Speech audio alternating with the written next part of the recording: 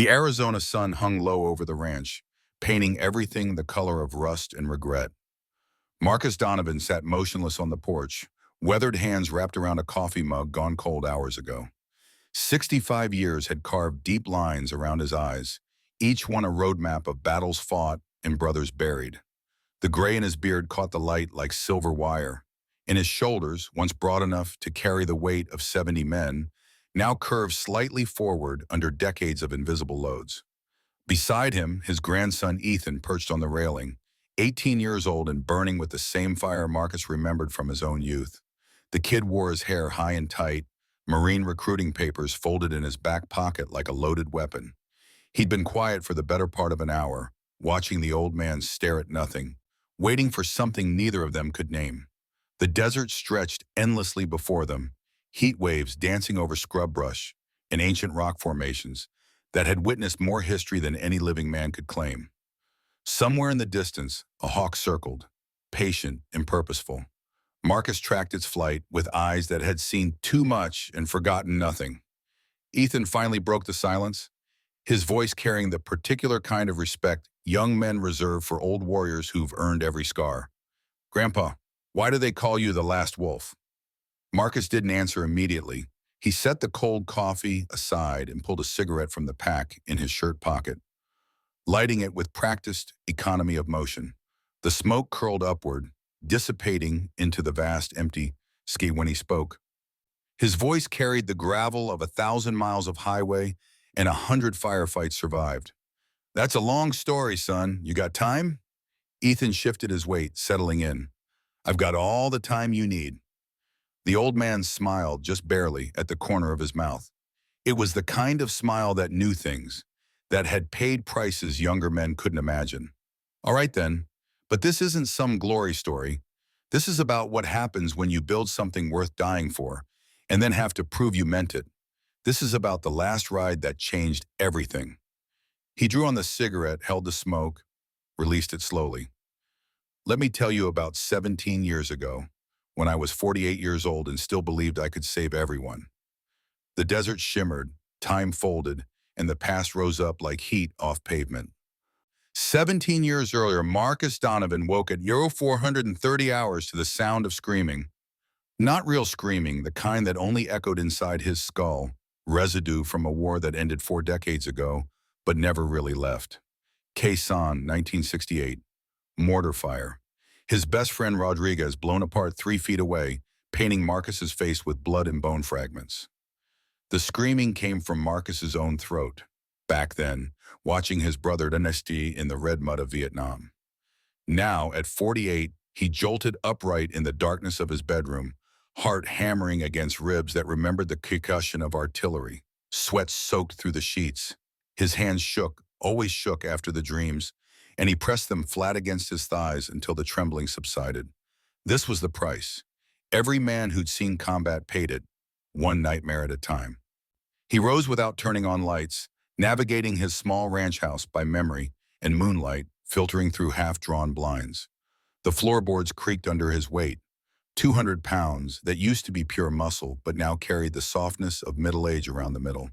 His knees protested climbing out of bed, legacy of jumping out of too many helicopters and crashing too many motorcycles. Getting old was a privilege denied to too many brothers, so he swallowed the pain and kept moving. In the bathroom, he studied his reflection in the mirror above the sink. 48 looked back at him with hard eyes and a harder set to the jaw. Silver threaded through his dark hair and beard, more every year. Scars traced patterns across his chest and arms. Bullet wounds, knife cuts, road rash from a crash outside Tucson in '89 that should have killed him. His body was a war journal written in scar tissue and ache. He turned on the shower, letting cold water shock his system fully awake. The nightmares came less frequently now than they had in his 30s, but they never truly stopped. That was the bargain. You carried your dead with you, or you forgot them, and forgetting was its own kind of death. So Marcus carried Rodriguez, and Martinez, and Kowalski, and all the others whose names were carved into the black wall in D.C. He carried them in the shake of his hands, in the dreams that wouldn't let him sleep past 0430. The shower helped. Cold water always did.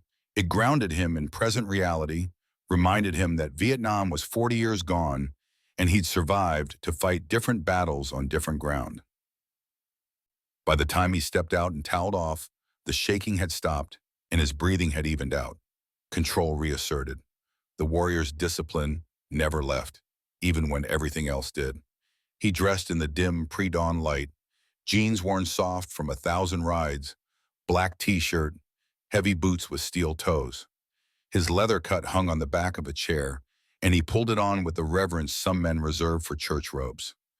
The Hell's Angel Desert chapter patch across the back wasn't just decoration. It was identity, brotherhood. The family he'd built after war destroyed his faith in everything except the men who fought beside him. The president patch sat heavy on his chest, embroidered letters that spelled out authority and responsibility in equal measure.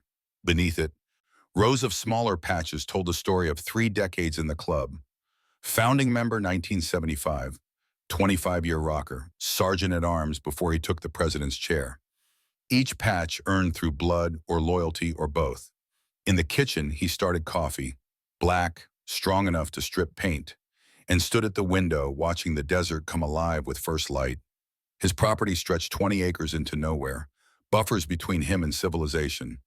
Out here, you could hear engines coming from miles away, see headlights breaking the horizon long before they arrived. Tactical advantage, even in peacetime. Old habits from old wars. His gaze drifted to the photographs arranged on the windowsill above the sink. Kate smiled at him from a frame, frozen at 35, the year before cancer took her. 6 years gone now, and the ache had dulled to constant low-grade pain instead of the sharp agony that had nearly destroyed him. Beside her photo stood another, his son Danny in marine dress blues, standing tall and proud, 21 years old and shipping out to his first deployment. That photo was older now. Danny had just made captain, career military like his old man, currently somewhere in Afghanistan, commanding a rifle company. The third photograph showed Danny's wife Rachel holding their infant son, Ethan. Marcus studied that picture longest, the way he did every morning. Rachel's smile carried warmth that reminded him of Kate, and the baby in her arms represented something Marcus thought he'd lost. Hope, future, legacy beyond blood and brotherhood. Danny had asked one thing before deploying 12 months ago. Dad, watch over them. Keep them safe until I get home. Marcus had given his word, and a man's word was everything. So every morning he studied that photograph and renewed his promise. No harm would come to his son's family. Not while Marcus Donovan still drew breath. The coffee finished brewing, and he poured a cup, drinking it standing at the counter. No sugar, no cream. Pure and bitter, the way his grandfather had taught him a real man took his coffee. Outside, the sky shifted from black to deep purple to the pale blue of early summer. Heat would come later, punishing and relentless, but right now, the desert held almost comfortable temperatures. Good riding weather. His phone buzzed on the counter, text from Jake Chen, his vice president and closest brother in the club. Meeting at 0800, full patch, mandatory. We got problems. Marcus's jaw tightened. Jake didn't call mandatory meetings for small issues. Something had gone wrong, and given recent concerns about Derek Nash, Marcus had a sick feeling he knew what those problems involved. He typed back with 2 thumbs. Copy, I'll be there. He finished his coffee, rinsed the cup, and checked his watch. 0545. 2 hours before the meeting, plenty of time to ride out to Rachel's place and make sure she and the baby were safe. He'd been doing morning check-ins since Danny left. Unofficial welfare visits disguised as friendly stops. Rachel never complained, seemed to appreciate having someone who understood what it meant to wait for a Marine to come home from war. Marcus grabbed his keys and walked out to the garage where his Harley waited. 1996 Fat Boy, maintained with Marine Corps precision, more reliable than any woman and twice as loyal. He ran his hand over the fuel tank, checking for the 100th time that everything sat exactly where it should. The bike was an extension of himself now, after 40 years of riding. He knew every sound it made, every vibration, could diagnose problems by feel alone. He threw his leg over the saddle, settled his weight, turned the key. The engine roared to life with a sound that cleared the last cobwebs of nightmare from his head. This was meditation. This was prayer. This was freedom contained in chrome and leather, and the open road stretching forever in every direction. He kicked off the stand, rolled out of the garage, and pointed the fat boy toward the sunrise. The highway unspooled before him, empty at this hour except for long-haul truckers and shift workers heading home. Marcus kept the throttle steady at 70, feeling the wind tear at his beard and pull at his cut. Desert landscape blurred past on both sides, sagebrush and Joshua trees and rock formations that had stood here when his great-grandfather first crossed this territory. There was something eternal about this land, something that made a man's problems feel temporary and small against the weight of geological time. But his problems weren't small, and they weren't temporary. Derek Nash had been spiraling for months, and Marcus had let it happen because you didn't give up on brothers. Derek was former Marine Corps, Iraq War veteran with 2 Purple Hearts and enough demons to fill hell twice over. Marcus had recruited him into the club 8 years ago, seen potential beneath the PTSD and the pain, had sponsored him, mentored him, treated him like the son he'd wanted before Danny came along. Watching Derek fall had been like watching his sister Emma die all over again. Slow-motion tragedy you saw coming but couldn't stop, no matter how hard you tried. Emma had married the wrong man, hidden the abuse, refused help until it was too late. By the time Marcus understood what was happening, she was in a coma at University Medical Center with skull fractures and internal bleeding. She died 3 days later without regaining consciousness, and her husband Ryan got 20 years in a plea deal that felt like murder itself. Marcus had founded the Shield Sisters Network the day after Emma's funeral, using club resources and connections to build something that could save women law enforcement failed to protect. 10 years of operations, hundreds of women rescued, dozens of safe houses across the Southwest. It was Emma's legacy and his penance rolled into one. But Derek was threatening all of it. His drug use, his increasingly erratic behavior, his obsession with Rachel that had started subtle and grown dangerous. Marcus had been making excuses for him, extending chances, trying to pull him back from the edge the way no one had pulled Emma back. Classic mistake, confusing loyalty with enabling, love with blindness. The turnoff to Rachel's subdivision appeared on the right, and Marcus downshifted, rolling through streets lined with tract houses and 2-car garages. This was suburbia, the American dream reduced to HOA regulations and identical floor plans. Danny had bought the place before deploying, wanting his family safe and stable while he was overseas. Good schools, low crime, the kind of neighborhood where people mowed their lawns on Saturday and went to church on Sunday. Marcus's Harley rumbled between the houses like a dragon in a petting zoo, drawing stares from early morning joggers and dog walkers. He caught their looks, mixture of fear and fascination, the eternal civilian response to bikers. They couldn't decide if he was dangerous or romantic, outlaw or freedom fighter. He was both and neither, but they'd never understand that. Rachel's house sat at the end of a cul-de-sac, single-story ranch with desert landscaping and a flagpole in the front yard. The American flag hung limp in the still morning air, and Danny's Kawasaki sat under a cover in the driveway, waiting for its owner to return. Marcus pulled up to the curb and killed his engine, sudden silence rushing in to fill the space where noise had been. He was halfway to the front door when he noticed Derek's bike parked around the side of the house, partially hidden by Rachel's Honda Accord. Ice flooded Marcus's veins, cold and sharp and instantly clarifying. Derek shouldn't be here, had no reason to be here, had been specifically told to stay away after the incident 2 weeks ago when he'd shown up drunk at midnight, pounding on Rachel's door and demanding to see her. Marcus's training kicked in automatically. Tactical assessment, threat evaluation, response planning. He moved to the front door with the economy of motion learned in rice paddies and urban warfare, every sense heightened. His hand went to the small of his back where he kept a Glock 19, not drawing but ready. The door stood slightly ajar, morning breeze pushing it open another inch as he approached. Through the gap, he heard voices, Derek's, raised and agitated, and Rachel's, trying to stay calm.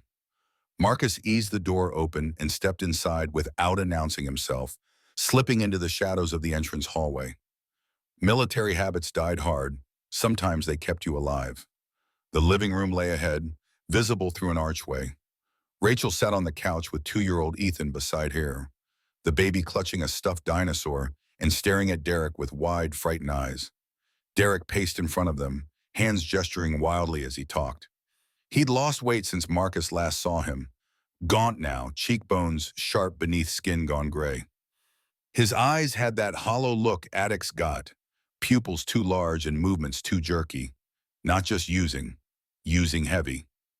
Derek's voice carried desperation Marcus recognized from too many brothers who'd gone down this road. I'm just saying, Danny asked me to check on you, that's all, just checking. Rachel held Ethan closer, protective instinct overwhelming whatever politeness she might have shown. Derek, it's 5 in the morning, Marcus checks on us. We're fine, you need to leave. Derek spun to face her, and Marcus saw the flash of rage cross his features before he controlled it. This was bad. This was worse than Marcus had feared. Derek was past rational thought, past the point where words could reach him. He was a man drowning and ready to pull everyone down with him. Marcus stepped out of the shadows, his voice carrying the flat command of a DI addressing recruits who'd fucked up. Derek whirled, hand dropping instinctively to the knife on his belt before recognition registered. For a moment, just a heartbeat, Marcus saw murder in those eyes. Then Derek forced a smile that didn't reach anywhere near genuine. Wolf, hey brother, Marcus cut him off with a gesture, turning to Rachel. Take Ethan upstairs. Rachel moved immediately, scooping up the baby and disappearing toward the staircase. Marcus waited until he heard her bedroom door close before addressing Derek again. The silence between them stretched thin and dangerous. Derek tried again. Look, I know what you're thinking, but... Marcus raised one hand and Derek fell silent. The command structure held barely. Marcus moved to the couch Derek had been looming over and sat down, deliberately casual, projecting the calm of a man in complete control. It was performance, but he'd been performing control for 40 years. He gestured to the chair across from him. Sit. Derek hesitated, then complied, perching on the edge of the seat like he might bolt at any second.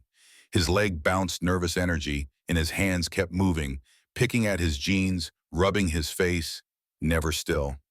Classic signs. Marcus had seen them before in Vietnam, in Iraq through stories his son brought home, in club brothers who'd fallen into the darkness. Marcus leaned back, projecting patience he didn't feel. Talk to me. What's really going on?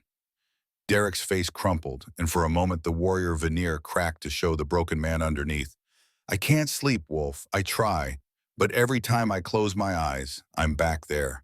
Fallujah, the house-to-house fighting, the kids who got caught in the crossfire. I see their faces, and His voice broke. Marcus knew this territory intimately. What are you taking? Derek's eyes flickered away. Just some pills, to help me sleep, nothing major. Marcus's tone hardened. Don't bullshit me. I can see it on you. What are you taking? Silence stretched between them, heavy with years of brotherhood and the slow death of trust. Finally, Derek's shoulders sagged. OxyContin. Started after I fucked up my back last year. Got a prescription, then the prescription ran out, but I couldn't stop. Found other sources.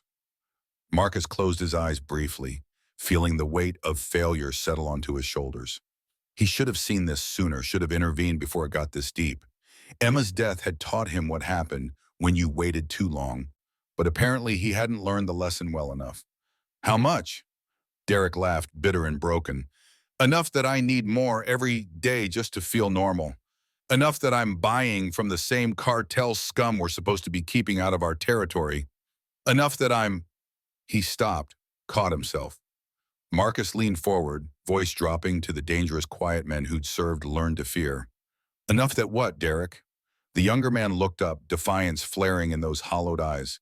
Enough that I've had to make deals, trade information for supply, help them move product through routes we control. The words hung in the air like smoke from a gun barrel. Marcus felt something inside him go cold and hard, the part that had survived Vietnam and 20 years of outlaw life by being willing to do what needed doing. Derek hadn't just betrayed himself. He'd betrayed the club, betrayed the brotherhood, put every single one of his 70 brothers at risk.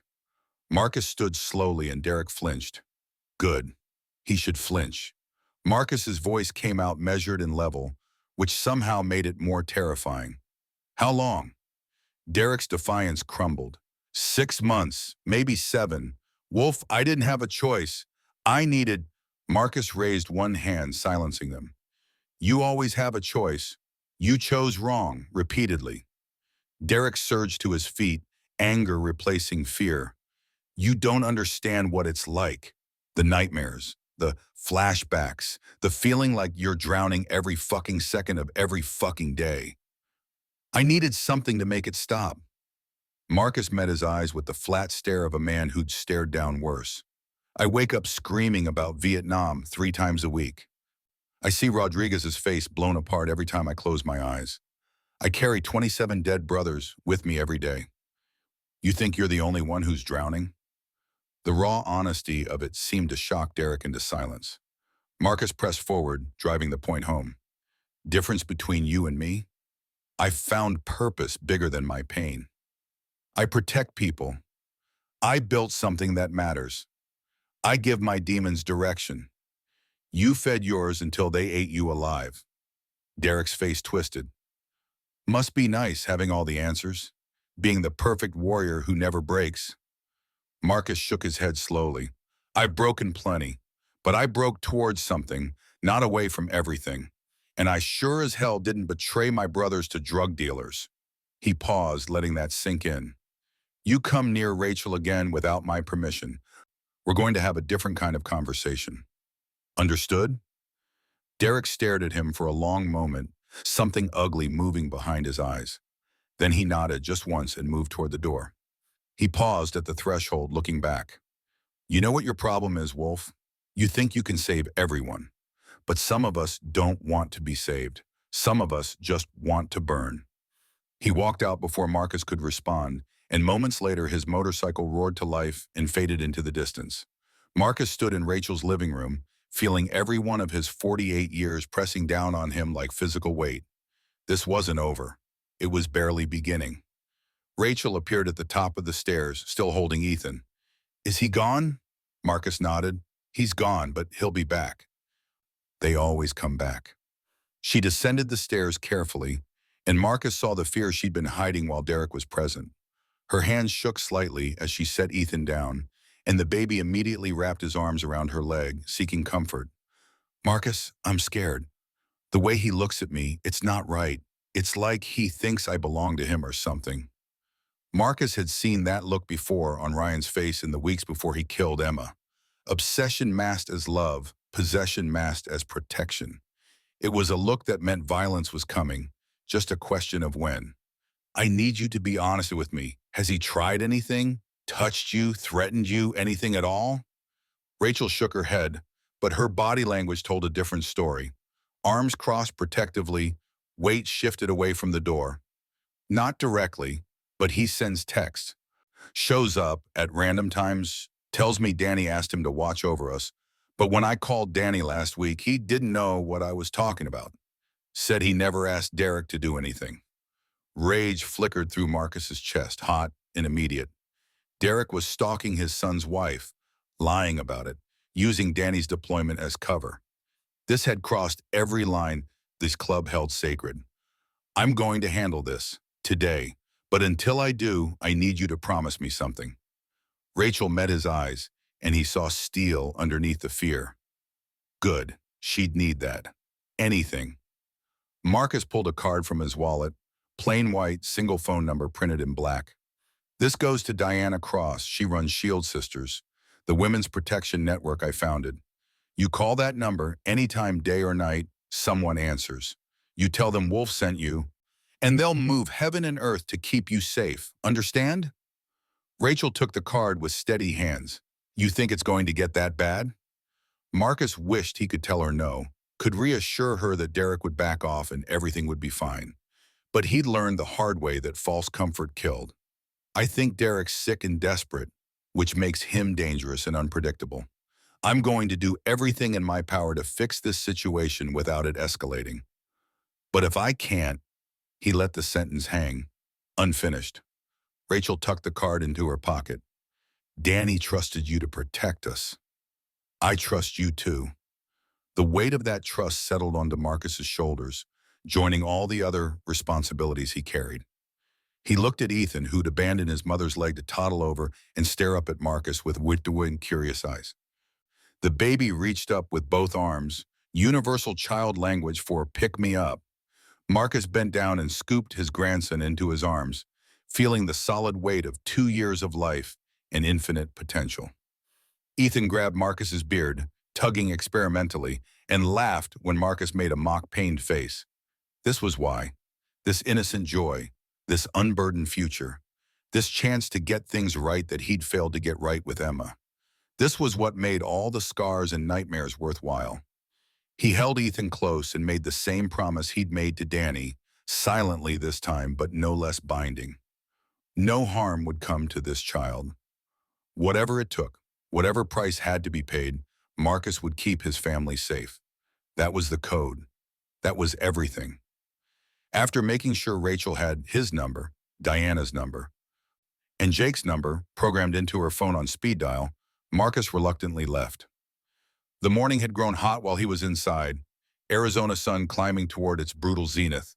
He checked his watch. 07:15, 45 minutes until the club meeting. Just enough time to ride back, shower off the tension, and prepare for whatever shitstorm was about to hit. The highway called to him and he answered, opening the throttle and letting speed blur the world into simple forward motion. Wind ripped at him, hot and dry, carrying the smell of creosote and sage. He pushed the fat boy harder than he probably should have, touching 90 on straightaways, leaning into curves with decades of muscle memory guiding him. This was therapy better than anything a VA shrink could offer. Velocity and vibration and the constant threat of death if you fucked up even slightly. By the time he pulled into the clubhouse parking lot, he'd burned off enough adrenaline to think clearly. The lot was already half full. Bikes lined up in neat rows, a mix of Harleys and Customs, each one representing a brother who'd answered Jake's mandatory call. Marcus counted them automatically. 43 bikes, meaning 43 members present with more arriving every minute.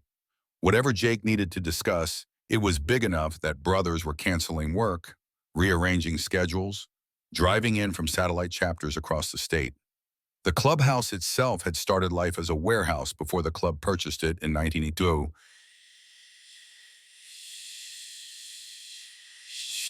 converting it into fortress and home.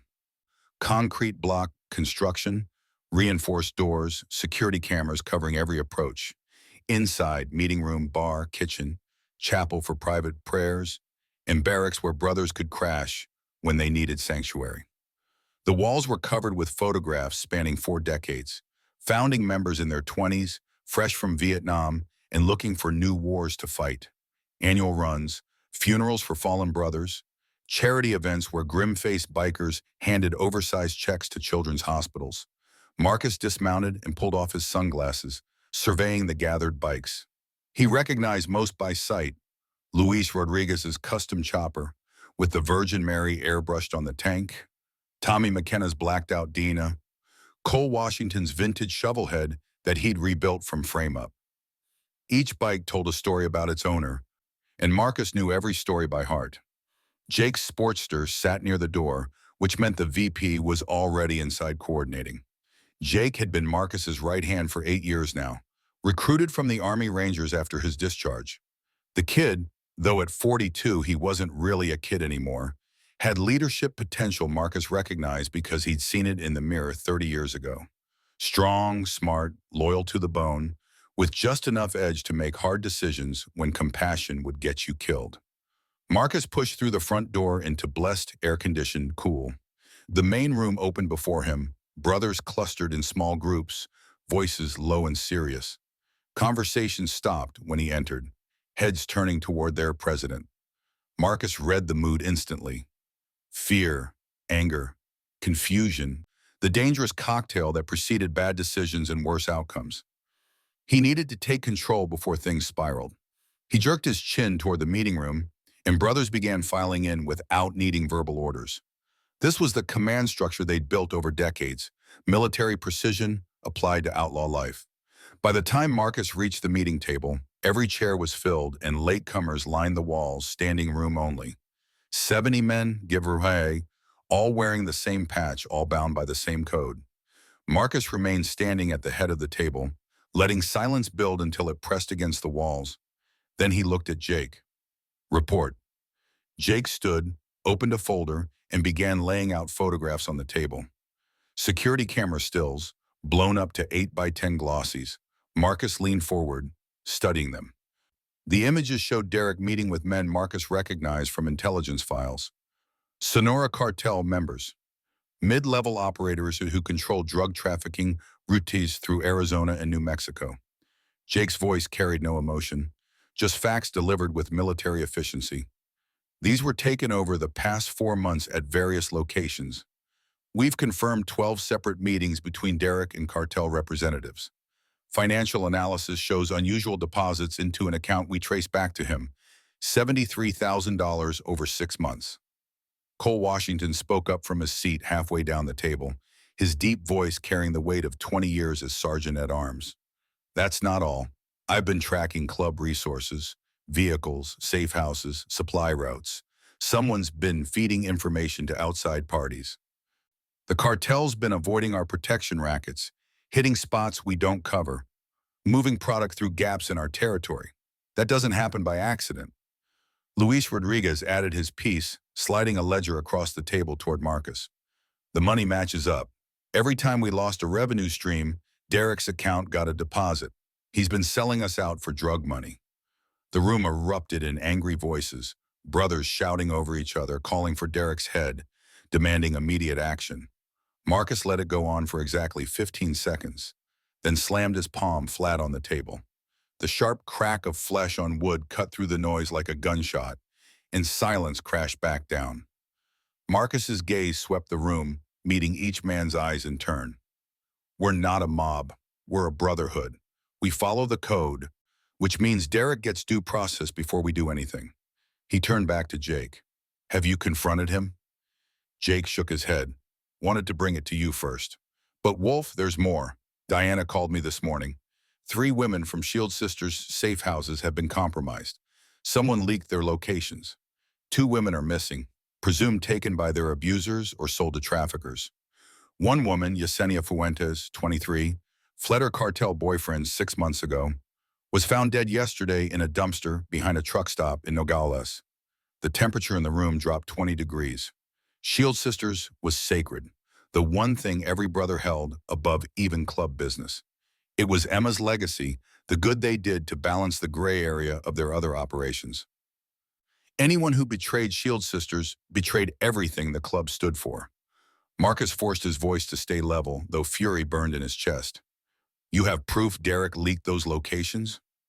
Luis spoke up again. Only 5 people knew where Yesenia was staying. You, me, Diana, Jake, and Derek. Derek's the only one with motivation and opportunity. Plus, his phone records show calls to a number we've linked to Yesenia's ex-boyfriend 3 days before she was found. Tommy McKenna, the road captain who planned all their runs, added his observation. Derek's been acting erratic for months, Wolf. Missing runs, showing up high, picking fights with prospects. We've all seen it getting worse, but we kept hoping. He stopped, shaking his head. Marcus knew what Tommy meant. They'd all been hoping Derek would pull himself out of the spiral, would choose brotherhood over addiction, would remember who he was before the pills took over. Hope was a luxury they could no longer afford. Jake placed one more photograph on the table, and Marcus's blood turned to ice. The image showed Derek's bike parked outside Rachel's house, timestamped from this morning at 5:20 hours, 5 minutes before Marcus arrived. Jake's voice held barely controlled rage. He's been to your daughter-in-law's house 6 times in the past 2 weeks, Wolf. Always early morning or late night. Always when you're not there. The room went dead silent. Every brother in the club knew the code. You protected family, especially women and children, especially the families of deployed service members.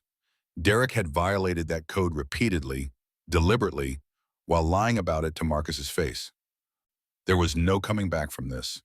Marcus straightened to his full height, and when he spoke, his voice carried the absolute authority of a man who'd led warriors through hell. Protocol says we vote on removing a member's patch. But Derek's crimes go beyond club politics. He's endangered innocents, betrayed our sisters, Stalked my son's wife. This is personal, and I'm handling it personally. Cole stood. Wolf, you know we support you, but protocol exists for a reason. We vote, we make this official. We show the world we did this by the book. Jake cut in. With respect to Cole, we don't have time for a vote. Rachel's in danger now, not after we spend 3 days deliberating. Derek's unpredictable and armed. We need to move. The room divided immediately, half the brothers nodding agreement with Jake, half supporting Cole's call for a procedure. Marcus saw the club fracturing in real time, saw decades of unity threatening to splinter over Derek's betrayal. This was how brotherhoods died. Not from external threats, but from internal divisions over how to handle traitors in their midst. Marcus raised his hand, and both sides fell silent. We do this my way. I'm giving Derek 72 hours to surrender himself, confess everything, and enter rehab. If he does that, we strip his patch, but we don't kill. If he runs or refuses, Marcus let the sentence hang incomplete, but every man in the room understood what came next. Jake shook his head. 72 hours is too long. Rachel's vulnerable right now. Diana's safe houses are exposed. We need action today. Marcus met his VP's eyes, and for the first time in their 8 years together, they stood on opposite sides of a decision. 48 hours then, I'll bring him in myself. Cole stood again, and his voice carried the gravity of a man who'd seen too many brothers die from bad decisions. This is a mistake, Wolf. Derek's past saving. Every hour we wait is another hour he can run, or hurt someone, or get one of us killed. Protocol says we vote. Let's vote. The challenge hung in the air, and Marcus felt the weight of 70 pairs of eyes on him.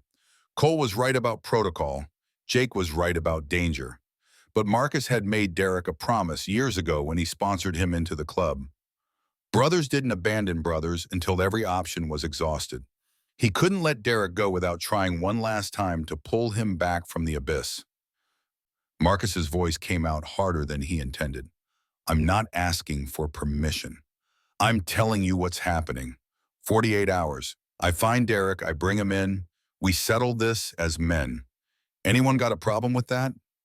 The room held its collective breath. This was the moment where loyalty met disagreement, where brotherhood tested itself against the limits of authority. Marcus knew if too many brothers challenged him, he'd have to call the vote, or risk losing the respect that held the club together. Democracy within hierarchy, the delicate balance that kept motorcycle clubs from becoming dictatorships or anarchies. Cole was the first to sit down, nodding slowly. 48 hours. But Wolf, if he's not in custody by then, we do this the hard way. Agreed? Marcus met his sergeant-at-arms' eyes and saw both support and warning there. Agreed. One by one, the other brothers settled, some reluctantly, but all ultimately deferring to their president's judgment. Jake remained standing a moment longer, jaw tight with frustration, before finally nodding and sitting down. Crisis averted, unity preserved. But barely. Marcus addressed the room. Luis, I want eyes on Derek. Track his phone, his bike, his known associates. Don't engage, just report. Cole, double security at all Shield Sisters locations. No one in or out without clearance from Diana or me.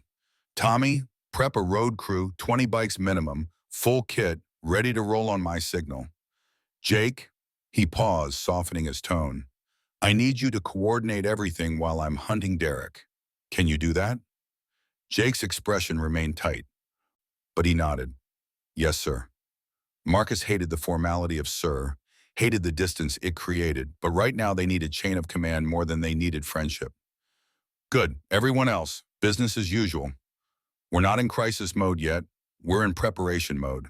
Stay sharp, stay ready, but don't let anyone outside these walls know we're having internal problems. To the world, we're united and unshakable. Questions? Silence answered him. Good. He'd held the club together despite disagreement, maintained authority despite challenge. But the cost of that authority was measured in the fear he saw on every brother's face. Fear that Derek's fall would take others down with him, that the family they'd built could crack from the inside out. The meeting broke up with none of the usual camaraderie, brothers filing out in small groups, speaking in hushed tones. Marcus remained at the table studying the photographs of Derek's betrayal spread before him like autopsy reports of their brotherhood's death. How had he missed this? How had he let it get this far? Jake approached after the room cleared, and his voice carried exhaustion Marcus recognized from looking in mirrors. Wolf, I'm not questioning your authority, but I need you to understand, Rachel's my sister. Blood sister, if something happens to her because we waited 48 hours.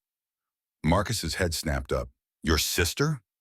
Jake nodded and suddenly pieces clicked into place. Chen. Jake Chen. Marcus had known Jake's family had history in the community, but had never connected it to Rachel Hayes. Rachel Chen before she married Danny. The VP wasn't just worried about a brother's wife. He was worried about his actual sibling. Marcus stood, moving around the table to grip Jake's shoulder. Why didn't you tell me? Jake's expression held guilt and defiance mixed. Because I didn't want special treatment. Didn't want you to think I couldn't be objective about club business. But when Derek started stalking her, his voice cracked slightly. She's my baby sister, Wolf. Only family I have left after our parents died. I can't lose her. Everything shifted. Jake's push for immediate action wasn't just tactical.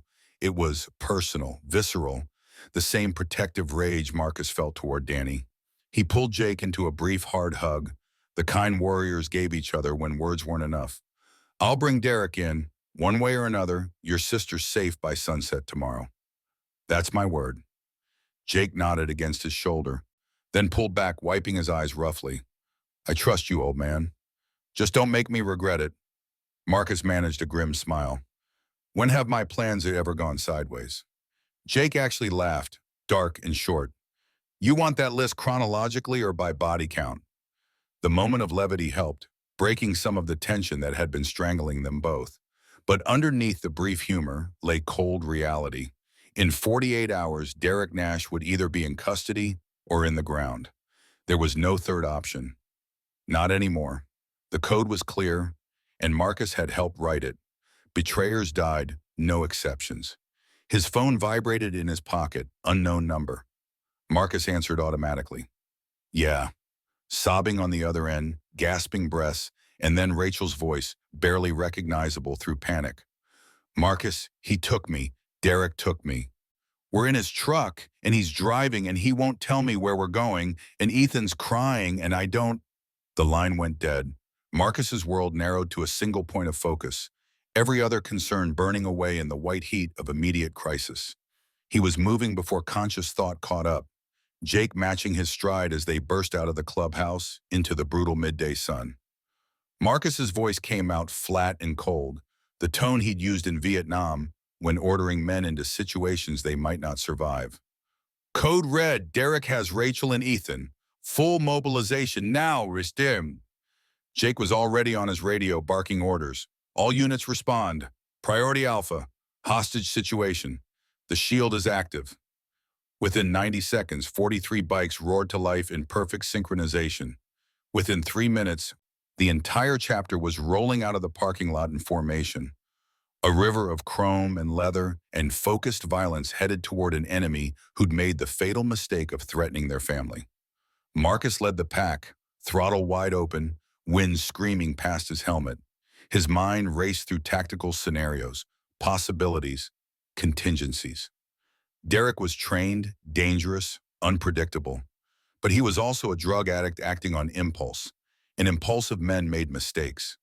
Marcus just needed to get to Rachel before Derek made a final, irreversible mistake. His phone rang through his helmet's Bluetooth. Luis. Wolf, got him. Derek's phone is pinging off towers heading east on Road 60. Current speed approximately 85. Estimate he's 40 minutes ahead of you. Marcus did the math. Derek had a head start, but the full weight of the Hells Angels was bearing down on him. Nowhere to run, nowhere to hide.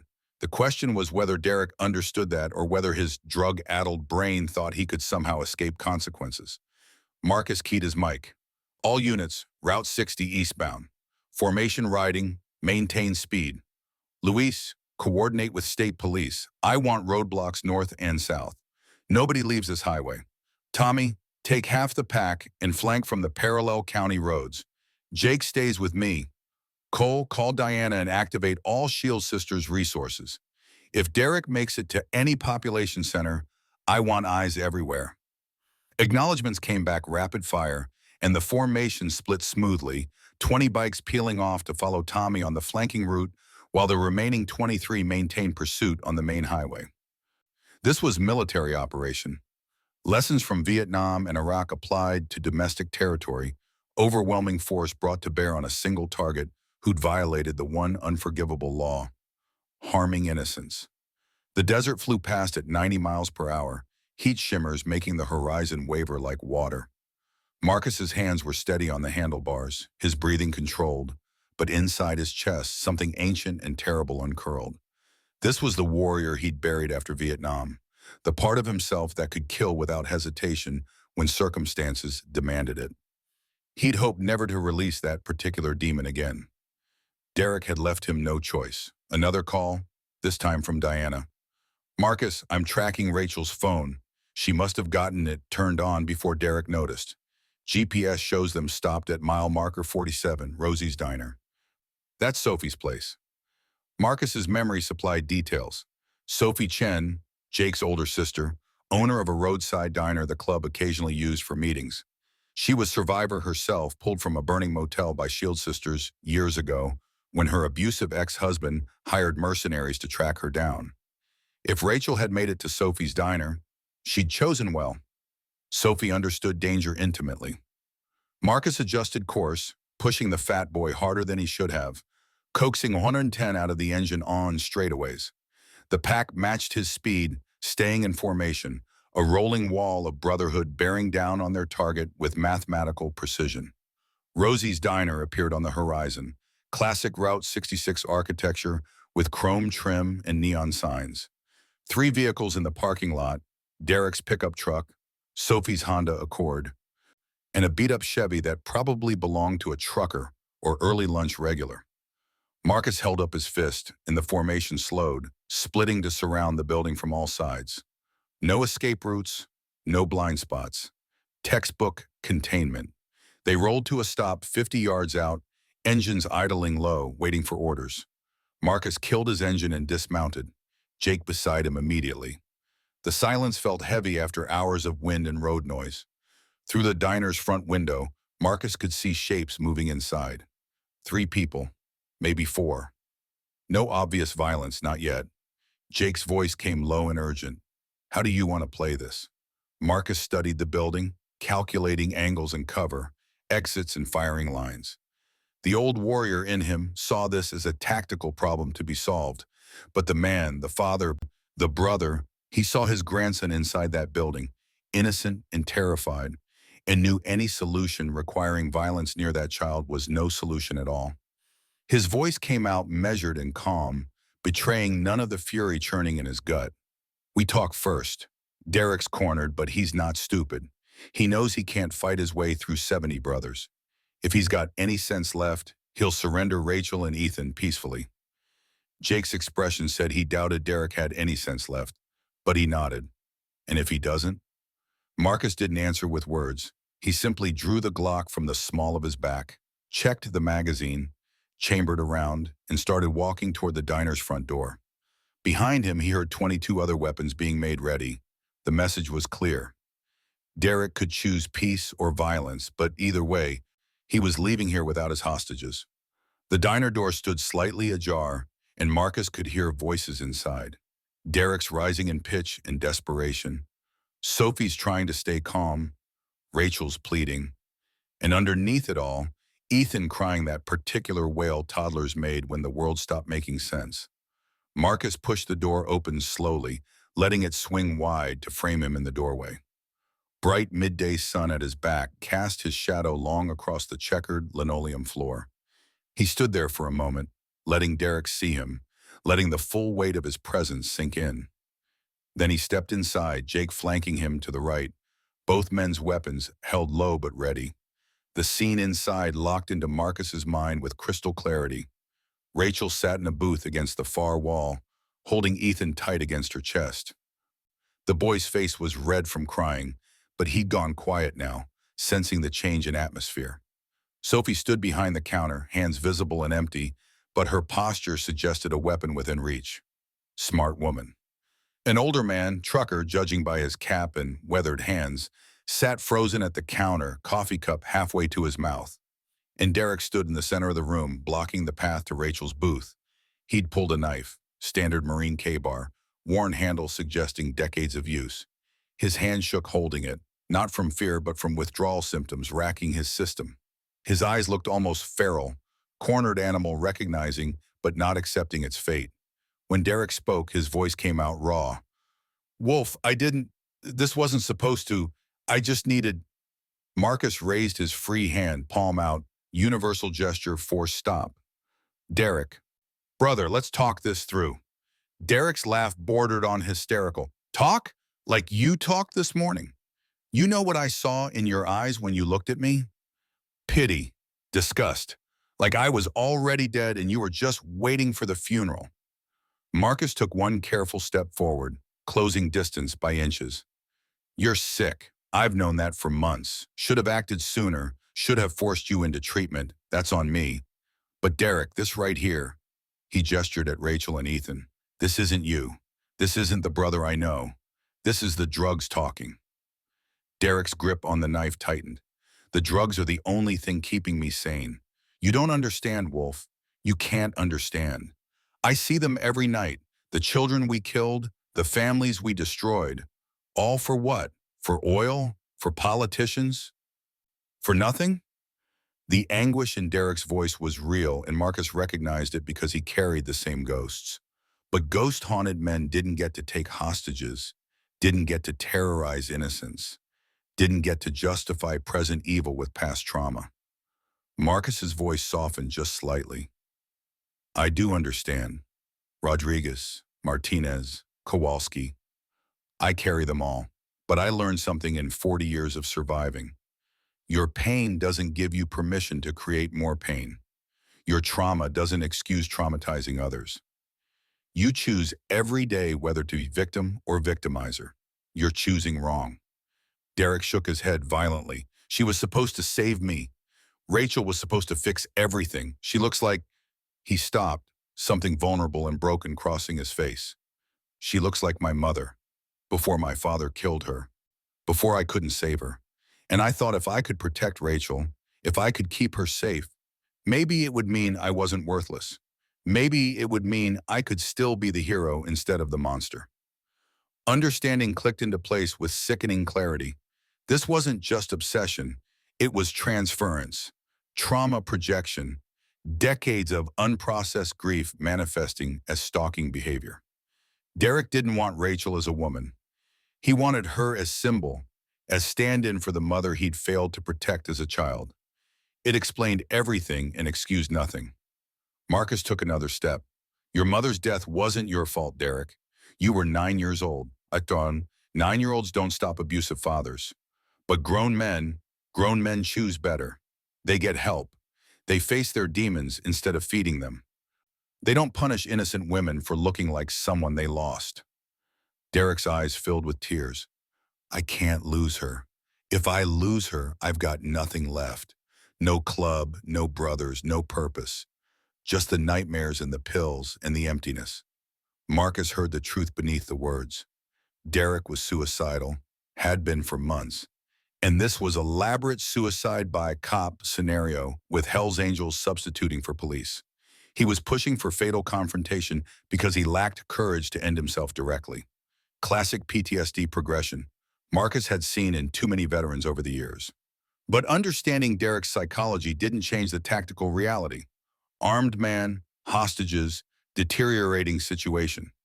Marcus needed to de-escalate before somebody died, most likely Derek, but possibly Rachel or Ethan if Derek panicked. The knife was close enough to do lethal damage before anyone could stop him.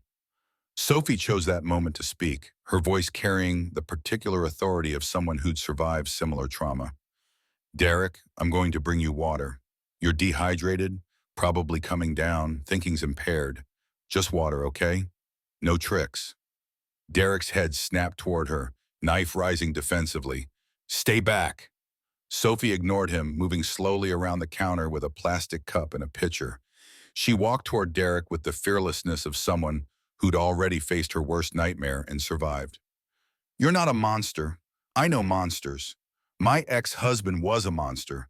You're just a sick man who needs help. But sick men don't hurt children. That's where the line is. She set the water on the nearest table and backed away, hands visible.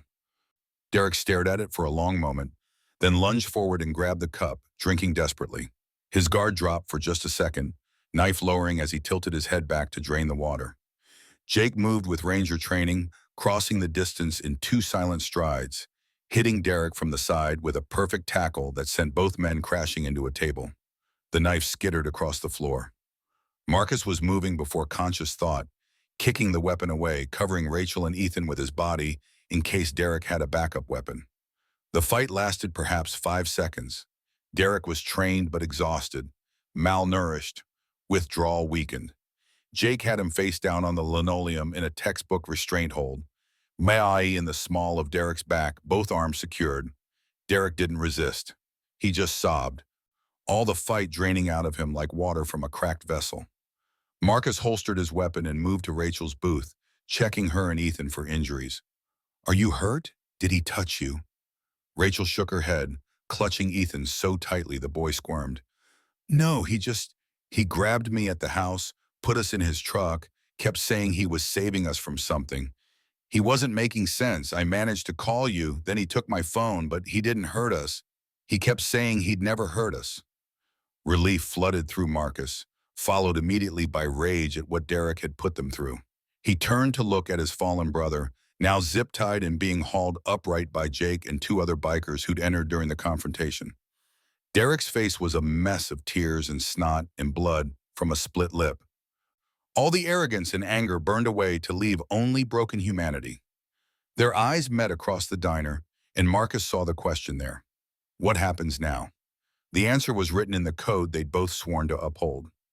Betrayers face judgment. Hostage-takers face consequences. Men who endangered children face the full wrath of the Brotherhood. But Marcus also saw his own failure reflected in Derek's eyes. The mentor who'd missed the signs. The father figure who'd let his son fall. The leader who'd extended second chances until they became 12th chances and someone nearly died. Marcus's voice came out flat and final. Take him to the warehouse. Secure him. I'll deal with this after I make sure my family's safe. Jake nodded and dragged Derek toward the door. Derek didn't resist, just kept his eyes locked on Marcus until the last possible second, lips forming words that could have been, I'm sorry, or help me, or kill me. Marcus didn't try to read them. Right now, he couldn't afford compassion. Compassion was what had gotten them here in the first place. The diner emptied quickly, brothers escorting Derek outside where the full might of the chapter waited. Through the window, Marcus watched them load Derek into a van, watched the formation reform around it, watched his brothers prepare to render judgment on one of their own. This was the hard part of leadership, the part that stripped away any illusions about brotherhood being easy or pure. Sometimes family meant holding each other accountable. Sometimes it meant cutting away infected tissue to save the whole. Sophie approached with her phone. I called Diana. She's sending a trauma counselor for Rachel and Ethan. Should be here within the hour. Marcus nodded gratefully. Thank you for the water trick. That was smart. Sophie shrugged, but her hands trembled slightly. I've been where Rachel is. Terrified, trapped, waiting for violence. Someone helped me escape. Least I could do was return the favor. She paused. He's not evil, you know. Derek, he's just broken in ways that can't be fixed. Marcus had no response to that because she was probably right, and it changed nothing. Broken men who endangered innocence couldn't be allowed to remain free, regardless of the pity they inspired. That was the terrible arithmetic of leadership, the math that kept him awake some nights, even without the nightmares. He turned his attention back to Rachel, who'd finally relaxed her death grip on Ethan enough that the boy could squirm free. Ethan stared up at Marcus with those huge, innocent eyes, and the child's voice, high and clear, and cutting through all the moral complexity like a knife through fog, spoke 2 words that shattered what remained of Marcus's composure. Gwampa Wolf. Marcus bent down and scooped his grandson into his arms, holding him close enough to feel the boy's heartbeat against his chest. Ethan grabbed his beard again, tugging gently, and Marcus let him because this small pain was nothing, was less than nothing, was proof that they were both alive and safe and together. He looked at Rachel over the child's head. I'm getting you someplace secure. Diana's compound. Full protection until Danny gets home from deployment. Rachel nodded. Exhausted. What about Derek? Marcus's jaw tightened. He's not your concern anymore. He's mine. She studied his face for a long moment, and Marcus wondered what she saw there. Righteous fury or cold vengeance or something uglier and more primal. Finally, she nodded again. Okay, but Marcus, she hesitated. Don't become what you're fighting. Don't let him drag you down to his level. It was too late for that warning. Marcus had already decided Derek's fate the moment he grabbed Rachel and Ethan. The only question now was whether that fate came quick or slow, merciful or educational. The club would vote, but Marcus knew his brothers. They'd follow his lead, and his lead was clear. Men who betrayed Shield sisters, who stalked women, who took children hostage. Those men didn't get second chances. Within the hour, Diana arrived with 2 Shield sisters counselors in a security detail of 4 more bikers Marcus had called from a satellite chapter. They transferred Rachel and Ethan to an armored SUV with tinted windows and bulletproof panels. Professional extraction, the kind Shield sisters had refined over a decade of operations. By the time any potential threats realized where Rachel had gone, she'd be 3 states away in a safe house known to exactly 4 people. Marcus stood in Rosie's parking lot watching the SUV disappear toward the horizon, and only when it was completely out of sight did he allow himself to breathe. Rachel was safe. Ethan was safe. Danny's family would be intact when he rotated home from Afghanistan. Marcus had kept his promise, barely, and only through action and violence and the willingness to do what needed doing. Jake approached, his expression grim. Brothers are waiting at the warehouse. They want to know what happens next. Marcus turned to face his VP, and in that moment, standing in the brutal Arizona sun, with sweat trickling down his spine and Derek's betrayal burning in his chest, he felt every one of his 48 years. He was tired. Soul-deep, bone-weary, exhausted from decades of fighting and bleeding and trying to save men who didn't want to be saved.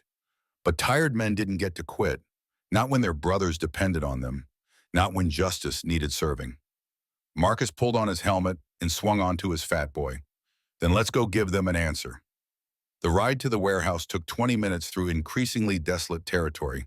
The building sat 5 miles outside city limits, technically an unincorporated county jurisdiction where law enforcement response times measured in hours rather than minutes. Perfect location for the kind of business that needed privacy. 50 bikes surrounded the warehouse when Marcus arrived, brothers standing in loose groups, smoking and talking in low voices. The mood felt dark, anticipatory, the way it always did before violence became official. These were men who'd seen combat, done time, survived street fights and bar brawls and worse. They knew what was coming because they'd participated in similar rituals before, when other brothers had crossed lines that couldn't be uncrossed. The warehouse doors stood open, spilling artificial light into desert shadows. Marcus dismounted and walked inside, Jake beside him, Cole and Luis falling in behind. The interior was mostly empty, concrete floor, metal rafters, loading bays sealed with roll-down doors. In the center, under harsh fluorescent lights, Derek sat zip-tied to a chair. Someone had cleaned the blood from his face and given him water. Professional courtesy, the respect due a fallen brother before judgment. Derek looked up when Marcus entered, and his eyes held resignation. He knew. They all knew. This was trial, sentencing, and execution all wrapped into one. Marcus pulled up a chair and sat facing Derek, close enough that their knees almost touched. The brothers formed a circle around them, 70 men bearing witness. This was how the club handled internal justice. Public, communal, democratic within reason. Everyone saw, everyone participated, everyone shared responsibility for what came next. Marcus's voice carried to every corner of the warehouse. Derek Nash, you stand accused of betraying this club, our brothers, and the innocents we've sworn to protect. You're accused of selling information to the Sonora cartel, compromising Shield Sister safe houses, stalking a brother's wife, and taking hostages, including a 2-year-old child. How do you answer these charges? Derek's response came out hoarse but clear. Guilty. Good of it. I'm guilty. No defense, no excuses, no pleading for mercy, just acceptance of facts and consequences. Marcus had to respect that, at least. Whatever else Derek had become, he still had enough honor left to own his crimes. Marcus continued, "Protocol says we vote on your fate, but before that vote, you get to speak. Say what you need to say." Derek lifted his head, scanning the circle of faces, brothers who'd ridden with him, fought beside him, called him family. When he spoke, his voice broke on every third word. "I'm sorry for all of it. I betrayed you. I betrayed everything we stand for. I did it because I'm weak and sick, and I couldn't face my demons without chemical courage. I told myself I was protecting Rachel, but I was really just trying to fill the hole inside me where my mother used to be. I knew it was wrong. I did it anyway. And I'll carry that shame into whatever comes next." He focused on Marcus specifically. "Wolf, you tried to save me. You gave me chances I didn't deserve. You treated me like a son when I had nothing and no one. I repaid that kindness with lies and betrayal. I took your grandson hostage. There's no forgiveness for that, and I'm not asking for any. I'm just asking that you remember the brother I was before the pills took me. Remember that guy, and let this broken thing I've become die here tonight." Silence held the warehouse for long moments. Some brothers had tears in their eyes, mourning the loss of who Derek had been. Others showed only cold fury at who he'd become. Marcus felt both emotions warring in his chest. Finally, Cole spoke, his deep voice carrying the weight of his role as sergeant-at-arms. "The code is clear. Betrayers die. But the code also says we're men of honor, not monsters. Derek's asked for death, which means he's choosing execution over exile. I vote we grant him that mercy. Quick, clean, warrior's death. Show him the respect he failed to show others." Luis nodded agreement. "Seconded. He was our brother once. He deserves to die as one, not hunted like an animal." Tommy added his voice. "I vote mercy, but Wolf should pull the trigger. Derek wronged his family most of all."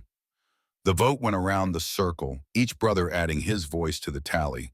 Unanimous verdict, death. Unanimous method, execution. Unanimous executioner, Marcus. When the last vote was counted, Marcus stood and looked at Derek one final time. This was the moment he'd been dreading since the meeting this morning, since Rachel's terrified phone call, since the confrontation at the diner. He'd known it was coming, had tried every alternative, had exhausted every chance at redemption. Now only one option remained. Marcus drew his Glock and checked it methodically. Chamber, safety, sight picture. Derek watched without flinching, without pleading, without breaking eye contact. The younger man's lips formed words Marcus read even without hearing them. "Thank you. Thank you for making it quick. Thank you for making it clean. Thank you for ending this before I hurt anyone else. Thank you for caring enough to pull the trigger yourself instead of delegating my death to strangers." Marcus raised the weapon, sighting on Derek's forehead, and his finger tightened on the trigger. 1 pound of pressure. 2. 3. His phone rang, shattering the moment. Every head turned toward the sound. Marcus almost ignored it, almost finished what he'd started. But discipline won out over rage. He lowered the weapon and answered, "This better be fucking important." Diana's voice came through, frantic and broken. "Marcus, Rachel's gone. The SUV never made it to the safe house. State police found it abandoned on Route 70. Security detail executed. Rachel and Ethan missing. Someone took them." The world stopped. Everything Marcus had fought for today, every choice he'd made, every line he'd crossed, all of it meaningless because he'd failed at the only thing that mattered. He'd promised Danny he'd keep them safe. He'd promised Rachel she was protected. He'd promised himself he wouldn't fail another woman the way he'd failed Emma. All those promises turned to ash in his mouth. Marcus's voice came out dead and flat. "How long?" Diana's answer carried shame and fear. 90 minutes, maybe more. Whoever did this knew the route, knew the security, knew exactly when to hit them. This was planned, and Marcus. Professional. Marcus's mind raced through possibilities, and one rose to the top with terrible clarity. The cartel. They took them because Derek's compromised and I'm coming after their operation. Rachel and Ethan are leverage. That's our assessment, Diana confirmed. We've got every Shield Sisters resource mobilized. But Marcus, these people don't fuck around. If they're taking hostages, they're planning to make an example. Marcus holstered his weapon and looked at Derek, still zip-tied to the chair, eyes wide with horror as he'd heard the entire conversation. Where would they take them? You know the cartel safe houses. Where? Derek's voice came out shaking. Wolf, I swear I didn't know they were planning this. I would never. Marcus crossed the distance between them in 2 strides, grabbed Derek's shirt, lifted him, chair and all, and slammed him back down. The impact rattled through the warehouse. I don't care what you knew or didn't know. Where would they take them? Derek's composure finally cracked. The ranch. There's a ranch 30 miles south of the border, just outside Hermosillo. That's where they take high-value targets. But Wolf, you can't just assault that place. It's a fortress. You'd need an army. Marcus released him and turned to face his brothers, and when he spoke, his voice carried the absolute conviction of a man with nothing left to lose. Then we're bringing an army. Every brother, every weapon, every favor owed. We cross the border tonight. We hit that ranch, and we bring my family home. Anyone who stands in our way dies. Questions? Jake stepped forward. That's suicide, Wolf. Even if we make it past Mexican authorities, even if we survive the cartel security, we'll be fugitives in 2 countries. The club won't survive this. Marcus met his VP's eyes with the cold stare of the warrior he'd tried so hard to bury. I don't care about the club surviving. I care about Rachel and Ethan surviving. Now you're either with me or you're not. Choose. For a long, tense moment, the warehouse held its breath. Then Jake nodded slowly. Ride or die, brother. Always. One by one, every brother in the circle stepped forward, pledging themselves to what was almost certainly a suicide mission. Cole, Luis, Tommy, 50 more voices joining the chorus until the concrete walls rang with 70 men swearing the oldest oath warriors knew. We fight together, we die together. We leave no one behind. Marcus turned back to Derek. You're coming with us. You know the layout, the defenses, the patterns. You help us get them out. Maybe you buy back a fraction of your honor before you die. Derek nodded frantically. Yes, anything, just let me fix this. Please. Marcus cut his zip ties and hauled him to his feet. You don't fix this, Derek. You burn with us. But if my grandson dies because you gave us bad intel, I'll make sure you burn a lot slower than everyone else. Understood? Derek's face had gone gray, but he nodded. Understood. The warehouse exploded into coordinated chaos, brothers running to vehicles, pulling weapons from hidden caches, strapping on body armor. Radio chatter filled the air as scouts reported positions, logistics coordinators plotted routes, medics packed trauma supplies. This was military operation. 40 years of combined combat experience focused on single objective, rescue mission across international borders with zero legal authority and maximum violence authorized. Marcus stood in the center of it all, watching his brotherhood transform into war machine, and felt something ancient wake up in his chest. This was who he'd been in Vietnam, who he'd tried to leave behind, who he'd buried under decades of civilian life and club business and pretending peace was possible. But peace was illusion, always had been. Sooner or later, every warrior faced the moment when talking stopped and killing started. Tonight was that moment. Jake appeared at his elbow, pressing a tablet into his hands. Diana sent satellite imagery of the target. 3 buildings, main house and 2 outbuildings. Estimated 20 to 30 hostiles on site. Unknown number of civilians, could be workers, could be other hostages. Perimeter is walled, 8-foot concrete with razor wire. Single vehicle entrance, reinforced gate. This is going to be a bloodbath, Wolf. Marcus studied the images, his Marine Corps training overlaying tactical assessment on every detail. Approaches, kill zones, cover, concealment. He'd conducted similar operations in Hugh City, 1968, fighting room to room through urban warfare. This was smaller scale, but same principles. Speed, surprise, overwhelming violence of action. His finger traced routes on the screen. We hit them at 300, their lowest alertness point. Three teams, Jake takes the gate with breaching charges, Cole flanks right with suppressing fire, I take points team straight to the main house. Luis coordinates overwatch from high ground. Tommy manages extraction vehicles. We're in and out in 15 minutes or we die trying. Jake nodded slowly. And Derek? Marcus glanced at the broken man standing under guard nearby. Derek goes in first. Shield for the first man through the door. If he's lying about the layout, he takes the first bullets instead of us. It was cruel, coldly pragmatic, and exactly what the situation required. Derek had created this situation through his betrayal. Now he'd pay the price by putting his body between his brothers and the consequences of his actions. If he survived, maybe there was microscopic piece of redemption in that. If he didn't, he'd die serving the brotherhood he'd betrayed. Either way, justice balanced. The preparation took 2 hours, loading vehicles, distributing ammunition, painting faces with camouflage patterns. Brothers called families, left messages, made peace with the possibility they wouldn't see sunrise.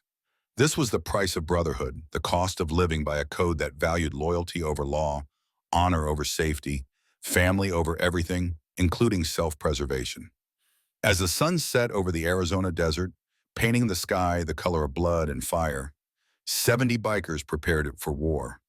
17 years later, sitting on his porch with his grandson, Marcus Donovan would remember this moment as the beginning of everything.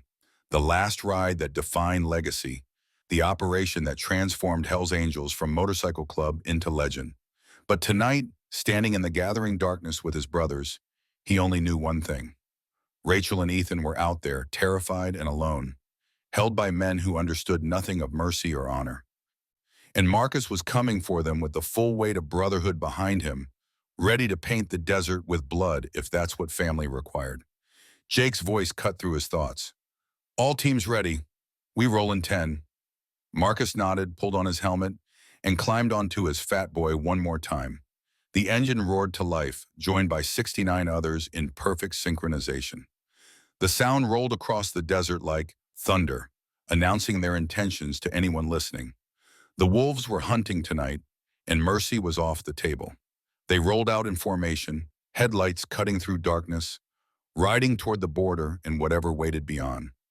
Riding toward violence and rescue and the terrible mathematics of trading lives for lives. Riding because a man's word was everything.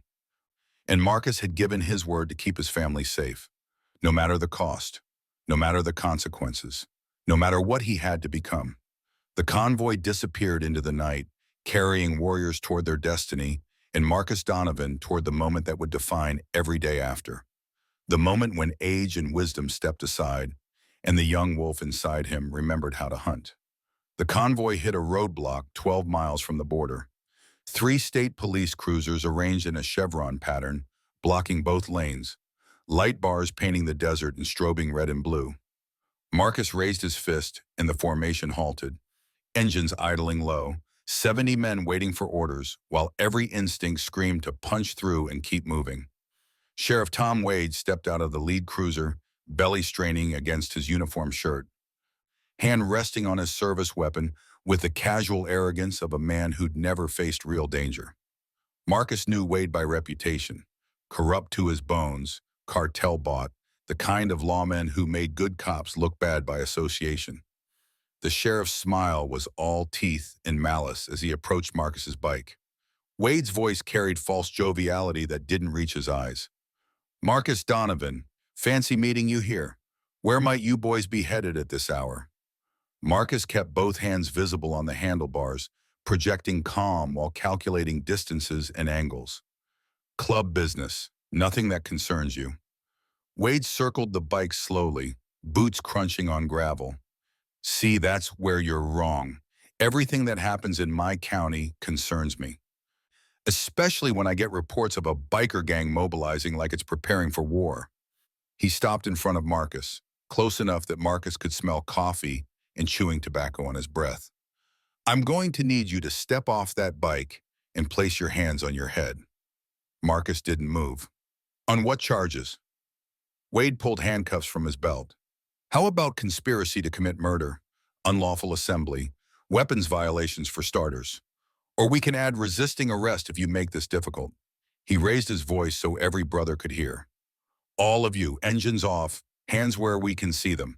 Anyone who runs gets shot. Jake's voice crackled through Marcus's helmet comms, barely controlled fury. Wolf, say the word. We can punch through this.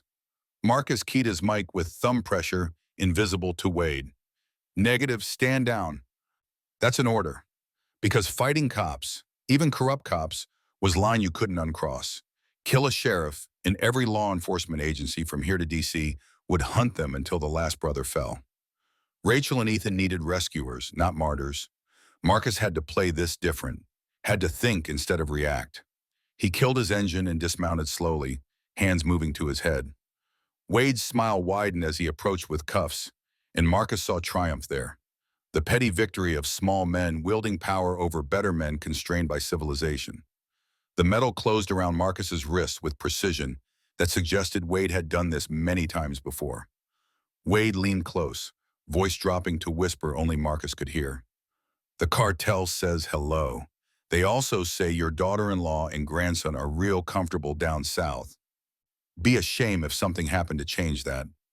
White-hot rage flooded Marcus's system, but 40 years of discipline held it in check. He met Wade's eyes with the flat stare of a man making promises. You think you're safe because you wear a badge. You're not. Wade laughed and shoved Marcus toward the cruiser, threatening a peace officer. That's another charge. He addressed the brothers still sitting on their bikes. Rest of you, turn around and head home. I'm feeling generous tonight, so I'm only taking your president.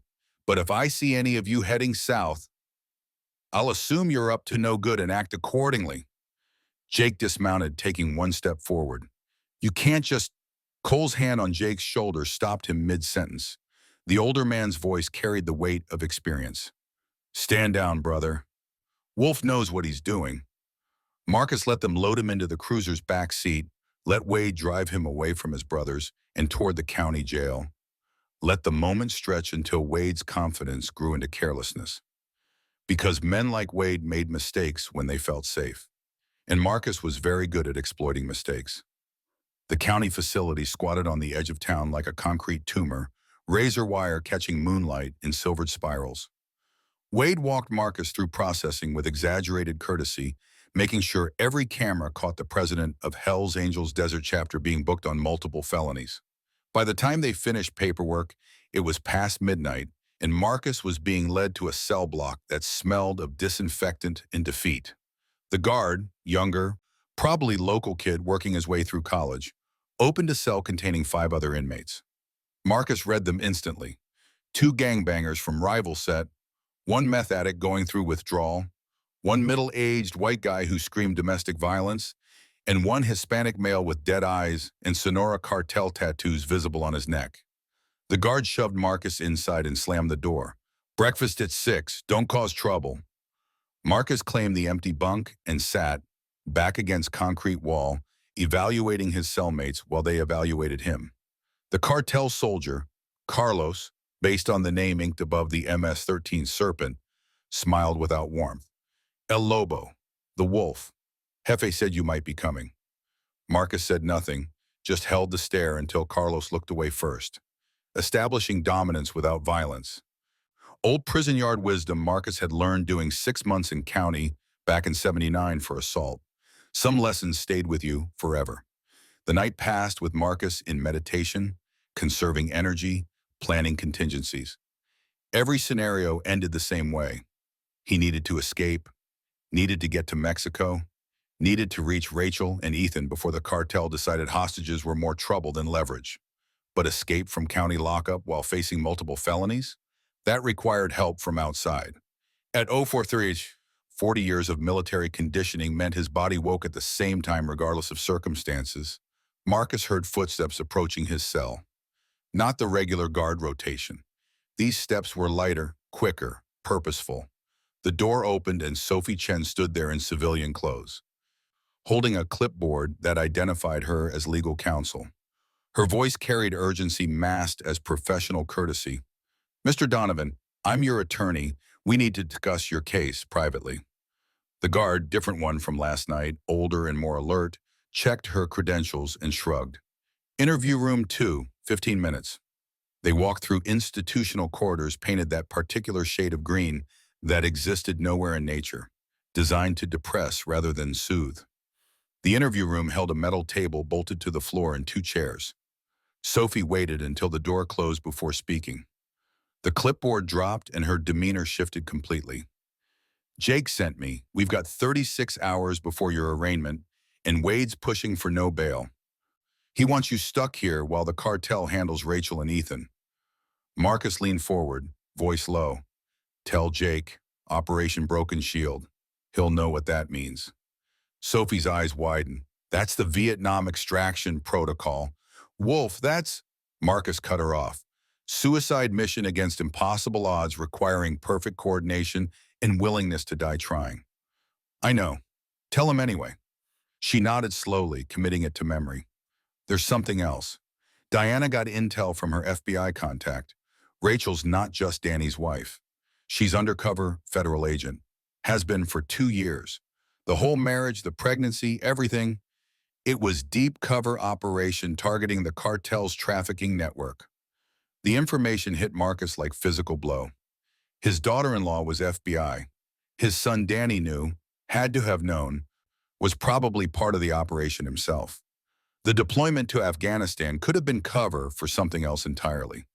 Everything Marcus thought he understood about his family had been built on lies designed to protect an operation he'd never been briefed on. Sophie continued, reading his face. "Danny's not in Afghanistan. He's in Sonora working the cartel from inside with Mexican authorities. Has been for 8 months. He was 2 weeks from extraction when Derek's betrayal exposed Rachel's identity. Now the cartel has her and your grandson, and they're using them to draw Danny out." Marcus closed his eyes briefly, feeling pieces slot into place. This wasn't just revenge or leverage. This was bait for bigger fish. The cartel wanted Danny, wanted to make an example of a federal agent who'd infiltrated their organization. Rachel and Ethan were just collateral, innocent casualties in a shadow war Marcus hadn't known was being fought.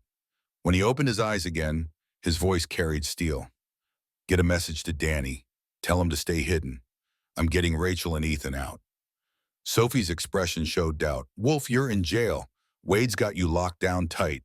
Even if the brothers could break you out, the heat would be—" The door burst open.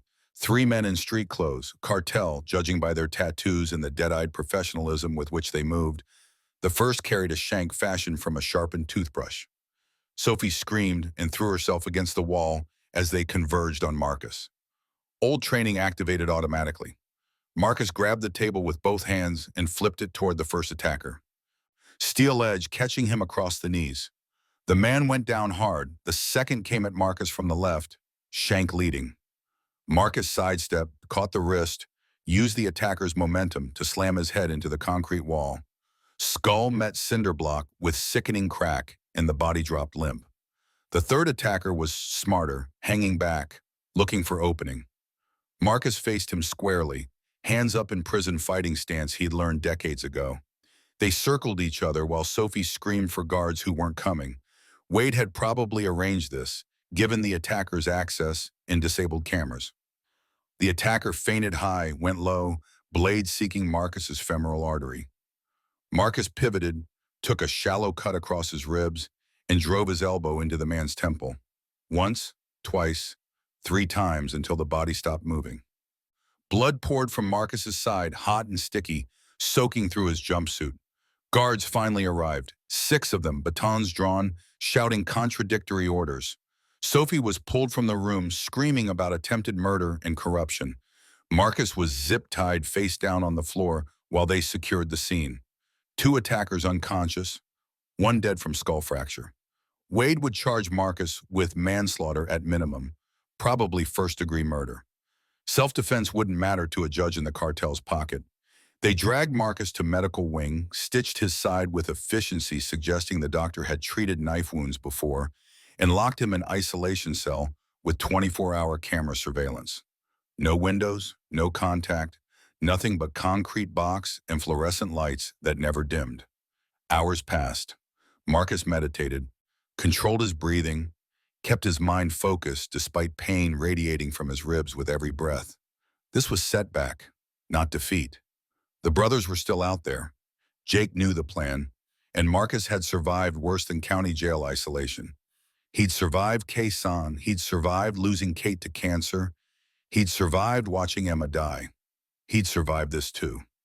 At 1400 hours by his internal clock, footsteps approached again. The door opened and Jake stood there wearing guard uniform that didn't quite fit, holding Glock he'd probably taken from the real guard. Jake's voice carried grim satisfaction. "Told you I had a plan." Marcus stood slowly, ribs screaming protest. "How many did you have to hurt?" Jake handed him the guard's uniform. 2 knocked out, tied up in storage closet. Nothing permanent. "We've got maybe 10 minutes before shift change reveals them."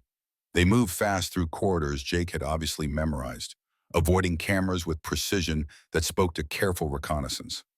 Marcus pulled on the uniform as they walked, becoming anonymous official in institutional maze. They hit the loading dock where Luis waited with unmarked van, engine running. Marcus climbed in back, and Luis punched the accelerator before the door fully closed. They were through the gate and onto the highway within 90 seconds of leaving the isolation cell.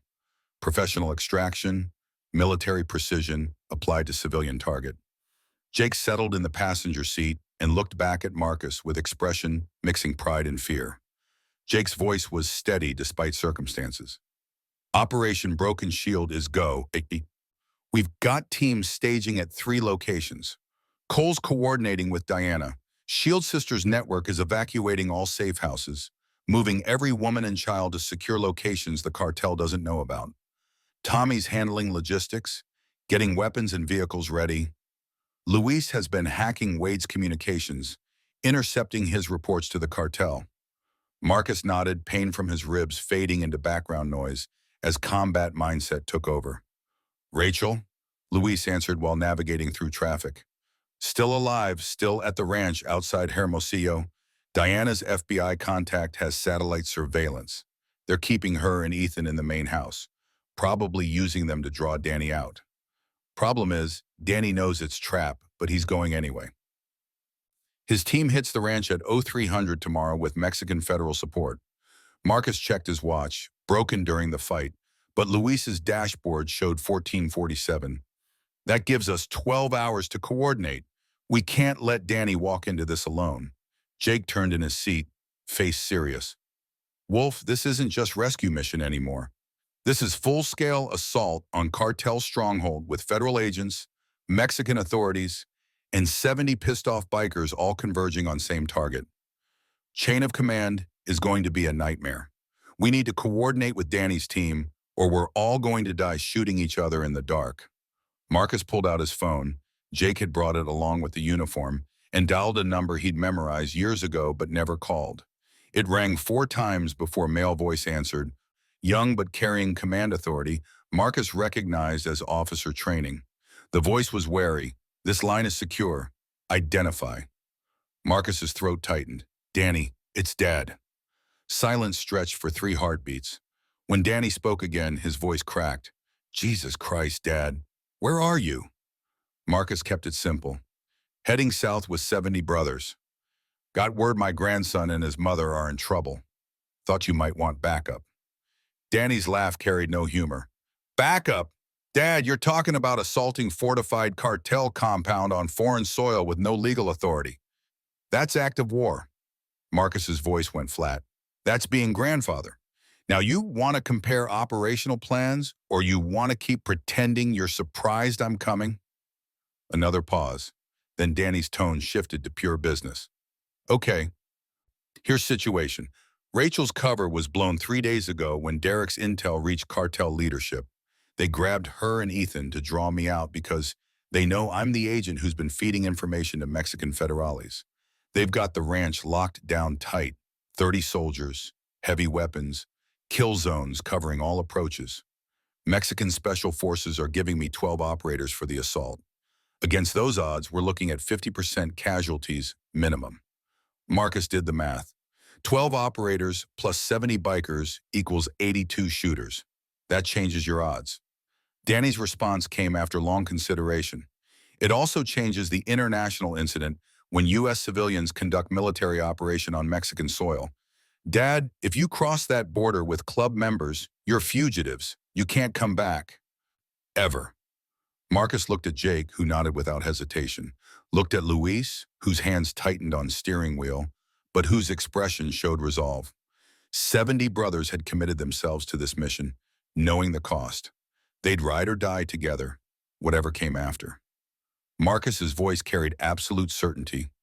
Son, I made promise to keep your family safe. I keep my promises. Now tell me where to stage and what time to hit. Danny surrendered to inevitable. Coordinates are 29.0892 north, 110.9617 west. Ranch sits in valley 2 clicks from main road. We hit at Euro 300. Your brothers create diversion at front gate, draw their forces. Mexican operators and I breach from the east. You hold their attention for 8 minutes while we extract Rachel and Ethan. Then everyone disperses, exfils separately. I've got safe passage arranged for you back across the border once it's done. Marcus memorized the numbers. 8 minutes. We can do 8 minutes. Danny's voice softened slightly. Dad, I need you to understand. This isn't combat operation where everyone goes home. Some of your brothers are going to die. Maybe most of them. Maybe you. Are they ready for that? Marcus thought about 40 years of brotherhood, about men who'd pledged themselves to code bigger than self-interest, about warriors who chose meaning over safety every single day. They've been ready since Vietnam. Some things matter more than survival. Danny's response came quiet but clear. Love you, Dad. See you on the other side. The line went dead. Marcus stared at his phone, at the reflection of his own face in the darkened screen. 48 years old, looking 60, wearing stolen guard uniform and bleeding from knife wound, about to lead suicide mission into Mexico for family he only half understood. This was the moment Kate had warned him about years ago, in the final days before cancer took her. Her voice echoed from memory. Marcus, someday you're going to have to choose between the man you are and the man you want to be. When that day comes, choose wisely. He thought she meant choosing between club life and civilian respectability. Now he understood she'd meant something else entirely. Choosing between survival and purpose, between living another day and dying for something that mattered. The choice was easy. It had always been easy. Luis pulled the van into an abandoned warehouse on the outskirts of Tucson, where the Brotherhood waited. 70 bikes, 20 vehicles, enough weapons to supply small army. Brothers in various stages of preparation, some painting faces with camouflage, some checking weapons, some sitting in quiet meditation before battle. Cole approached as Marcus climbed out, and the big man's expression showed he knew. Cole's voice rumbled like distant thunder. Brothers heard about the jailbreak. They know crossing into Mexico means we can't come back. I gave them option to walk away. No judgment, no shame. None of them took it. Marcus surveyed his brothers, some as old as him, Vietnam veterans with gray beards and hard miles. Some younger, Iraq and Afghanistan vets looking for new wars. Some barely out of their 20s, kids who'd found family in the club. All of them ready to die for code they'd sworn to uphold. Protect the innocent, defend the helpless. Stand for those who couldn't stand themselves. Jake handed Marcus his cut, and he pulled it on like armor. Brief them. I want everyone to understand the odds, the risks, what we're walking into. The Brotherhood gathered close, and Marcus climbed onto the hood of a truck so everyone could see him. 70 faces looked up, and Marcus saw fear there, and determination, and something transcendent. Men finding meaning and mission bigger than themselves. His voice carried to every corner of the warehouse. Brothers, you know me. You know I don't bullshit. So here's truth. What we're about to do is suicide mission. We're assaulting fortified cartel compound with professional soldiers who'll kill us without hesitation. Best case scenario, half of us die. Worst case, none of us make it out. He paused, letting that sink in. Mexican authorities will declare us terrorists. U.S. government will disavow us. Our families will suffer consequences of our actions. Anyone who survives can never come home. We'll be fugitives, outlaws in the truest sense. Marcus scanned the faces, meeting each man's eyes. So why the hell would anyone volunteer for this? Because my grandson, 2 years old, innocent, never hurt anyone, is down there scared and alone. Because my daughter-in-law needs us. Because when the system fails, when law enforcement is bought, when evil men take hostages, someone has to stand in the gap. That's what brotherhood means. Not riding on Sundays, dying on Tuesdays. Silence held for a moment, then Tommy spoke up. What's the plan, Wolf? Marcus gestured to Jake, who unrolled map on the truck hood. Three-pronged assault. Main force, 50 brothers, hits front gate at exactly 300.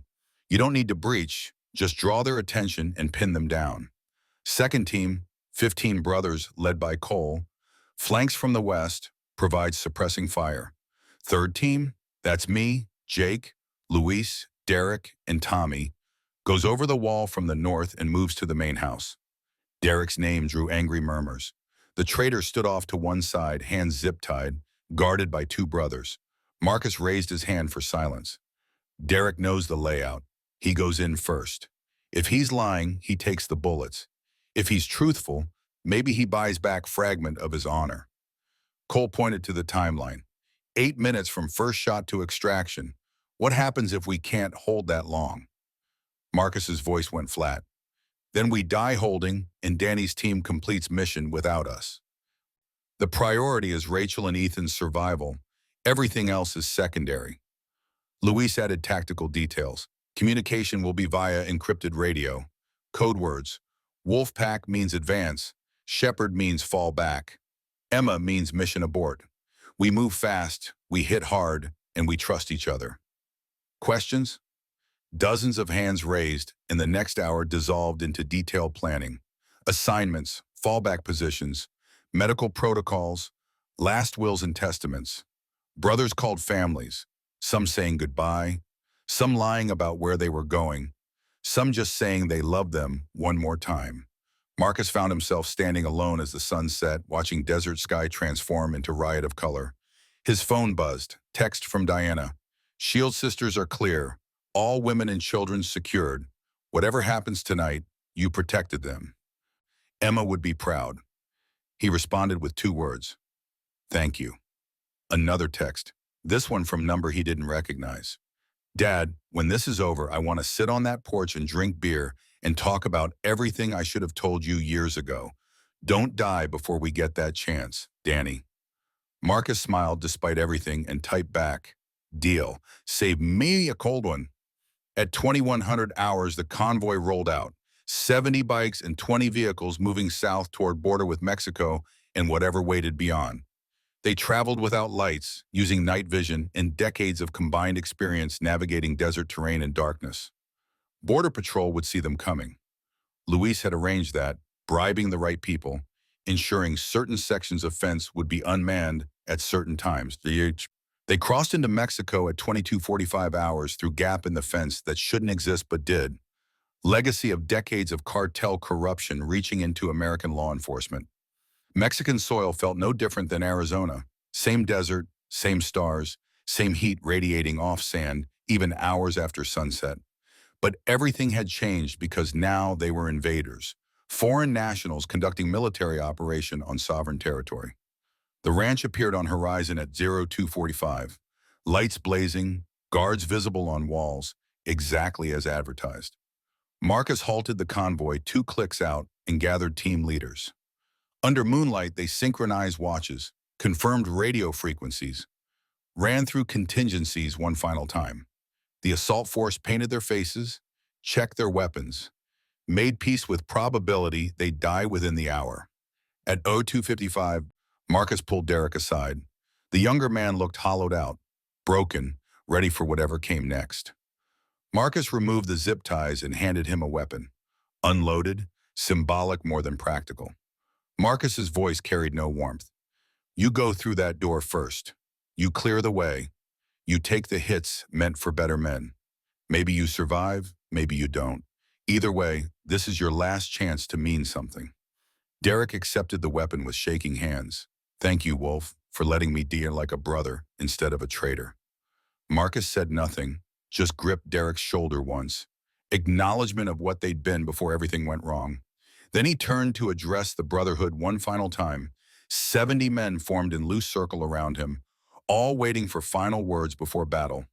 His voice carried across the desert. Brothers, we ride in 3 minutes. Some of us won't ride out. That's the price of the code. But every man here chose this moment, chose this fight, chose to stand for something bigger than himself. That choice makes you warriors. That choice makes you heroes. That choice makes you mine. He paused, feeling emotion rise in his throat. When they write our story, and they will write it, because tonight becomes legend. Let them say we rode for family. We fought for innocence. We died free men who chose honor over safety. Let them say the last wolves of the old brotherhood went down together, protecting those who couldn't protect themselves. Cole's deep voice rumbled. Ride or die, Wolf, all the way. 70 voices echoed the call. Ride Radney, dear nine. Marcus checked his watch, 0258. 2 minutes. He mounted his fat boy one last time.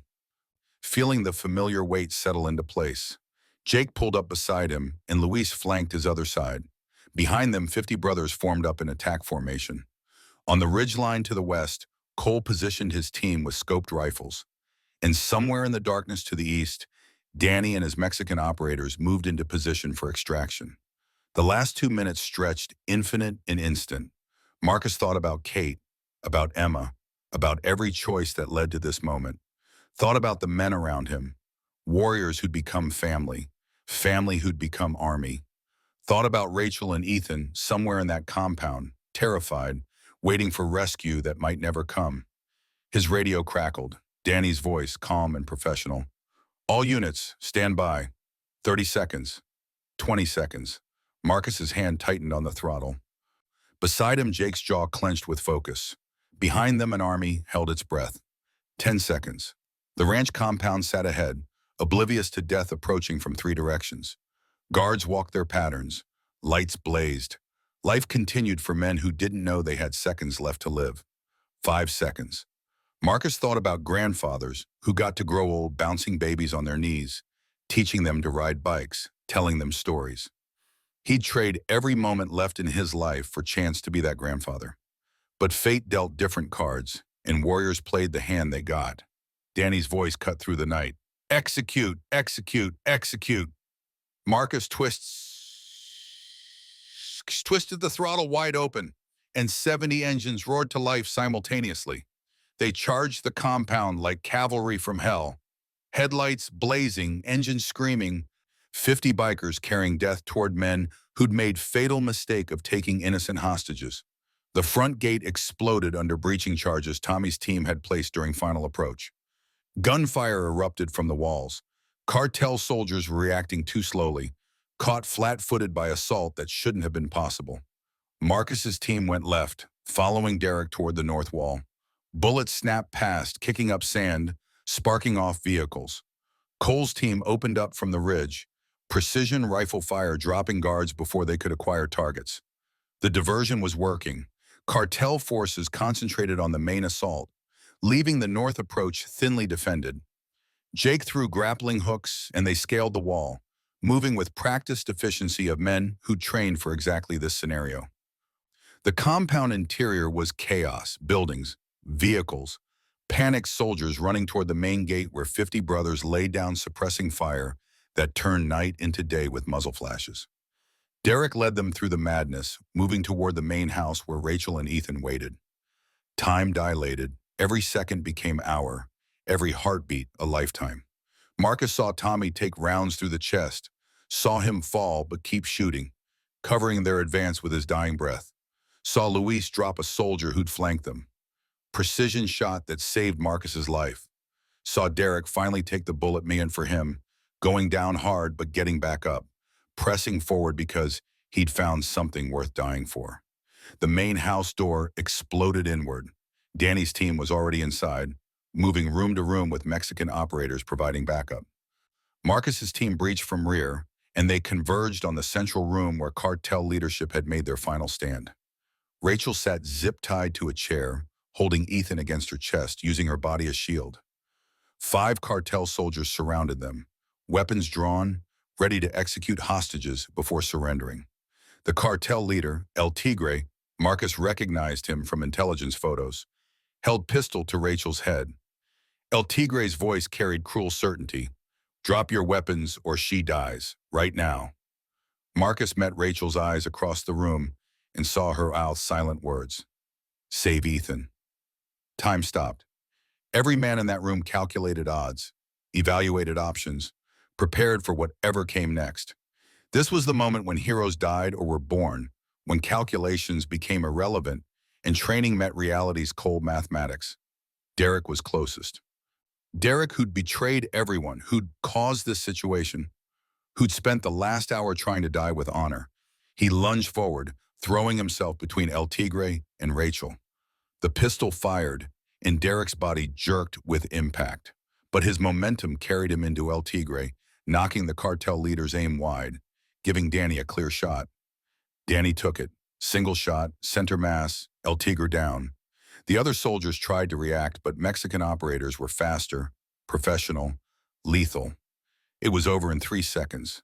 5 cartel soldiers dead, Derek bleeding out on the floor, Rachel and Ethan alive and crying and alive.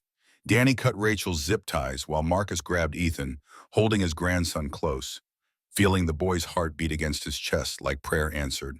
The toddler's arms wrapped around Marcus's neck, and his voice, terrified but alive, gasped, "Guampa Wolf!" Marcus held him tighter. "I got you, little warrior. You're safe now. You're going home." Outside, the battle raged for another 4 minutes before cartel forces broke and ran. 50 brothers had held the gate, turned compound entrance into killing field, made attackers pay for every inch in blood and brass. When silence finally fell, 13 brothers lay dead and 20 more were wounded, but mission was accomplished. Rachel and Ethan were free. The extraction was chaos. Wounded loaded into vehicles, dead carried because you never left brothers behind. Everyone moving fast before Mexican military arrived and complicated everything further. Danny's federales held perimeter, giving them minutes to disappear into darkness. Marcus paused beside Derek's body. The younger man was dying, lung shot, drowning in his own blood, but his eyes were clear for the first time in months, pain burning away the fog of addiction, leaving only clarity. Derek's voice came out bubbling and wet. "I fixed it. Wolf, I fixed it." Marcus knelt beside him, taking his hand. "You did, brother. You died like a warrior. Emma would forgive you. I forgive you." Derek smiled, blood on his teeth, and his grip tightened. "Tell the brothers. Tell them I remembered. At the end, I remembered who I was." Marcus stayed with him until the light left his eyes, until the hand in his went slack, until the brother he'd failed was finally at peace. Then he stood, lifted the body, carried Derek to the extraction vehicle because brothers didn't get left behind. Not even broken ones, especially not broken ones who found redemption in their final moments. The convoy scattered into the night, taking separate routes, dispersing across the border through dozen different crossings.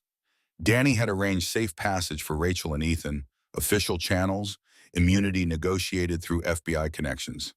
But for Marcus and his brothers, there was no official path. They crossed back into America as ghosts, as legends, as outlaws who'd declared war on evil and won. By dawn, 70 bikers minus 13 dead were back on American soil, technically wanted by both governments. Actually untouchable because what prosecution could touch men who'd pulled off the impossible? Wade was under federal investigation, his corruption exposed. The cartel compound was rubble, operations disrupted for months. And Rachel and Ethan were safe in witness protection, preparing to testify against the entire network. Marcus stood in the warehouse where they'd launched the mission, surrounded by surviving brothers, and felt the weight of it all, victory and grief, success and pride and profound exhaustion. He was a fugitive now, could never fully come home, would spend the rest of his life looking over his shoulder. But his family was safe. His grandson would grow up free. His brothers had proven the code wasn't empty words, but living truth worth dying for. Cole approached, face smeared with dirt and blood, eyes reflecting the toll of battle.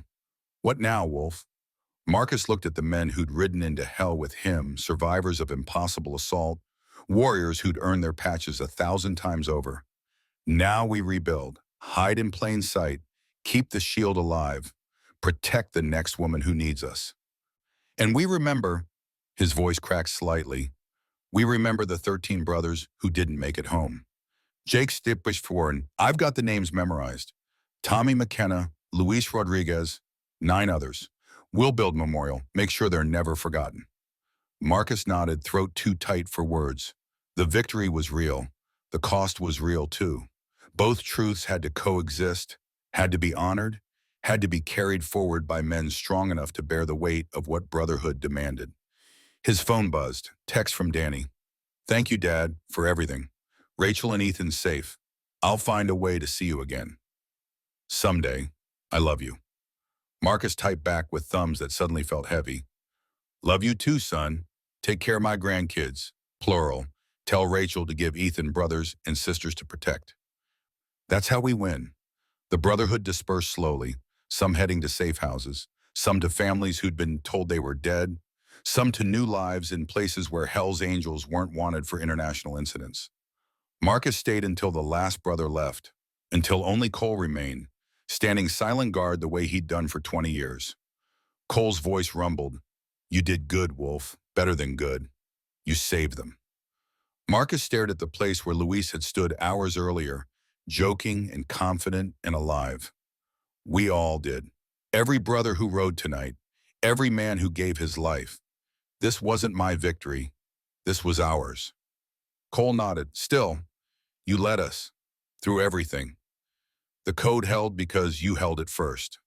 They stood in comfortable silence.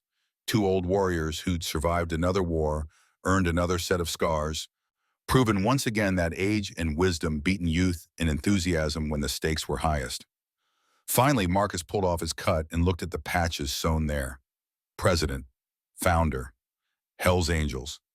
Symbols of brotherhood that had defined him for 3 decades. He handed the cut to Cole. It's yours now. I'm retiring. Can't be president and fugitive simultaneously. Club needs legitimate leadership. Cole refused to take it. Brothers won't accept my leadership. They ride for you, Wolf. Always have. Always will. Marcus forced the cut into Cole's hands. Then tell them I'm riding for them by stepping aside. Tell them the best way to honor tonight is to survive, to thrive, to make our brothers' deaths mean something by continuing the mission they died for. Cole finally accepted the cut, and Marcus saw tears in the big man's eyes. Where will you go? Marcus thought about it, about the ranch sitting empty, about years of memories built in Arizona, about life he could never fully reclaim.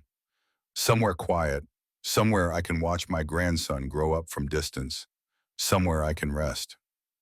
Cole embraced him, brief and hard. You earn a must rest, brother. Ride safe. Marcus walked out of the warehouse into dawn light, feeling simultaneously lighter and heavier than he'd ever felt. No cut, no badge of office, no official title, just Marcus Donovan, 48 years old, fugitive, grandfather, warrior who traded everything for family and found the price acceptable.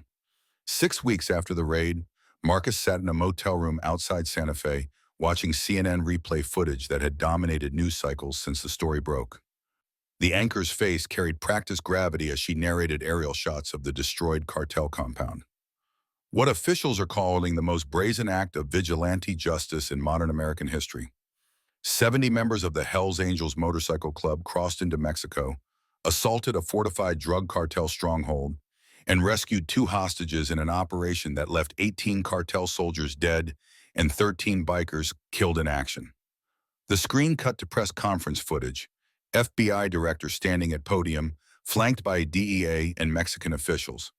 While we cannot condone civilians conducting military operations on foreign soil, the intelligence gathered during this incident has led to the dismantling of one of the largest human trafficking networks operating between Mexico and the United States.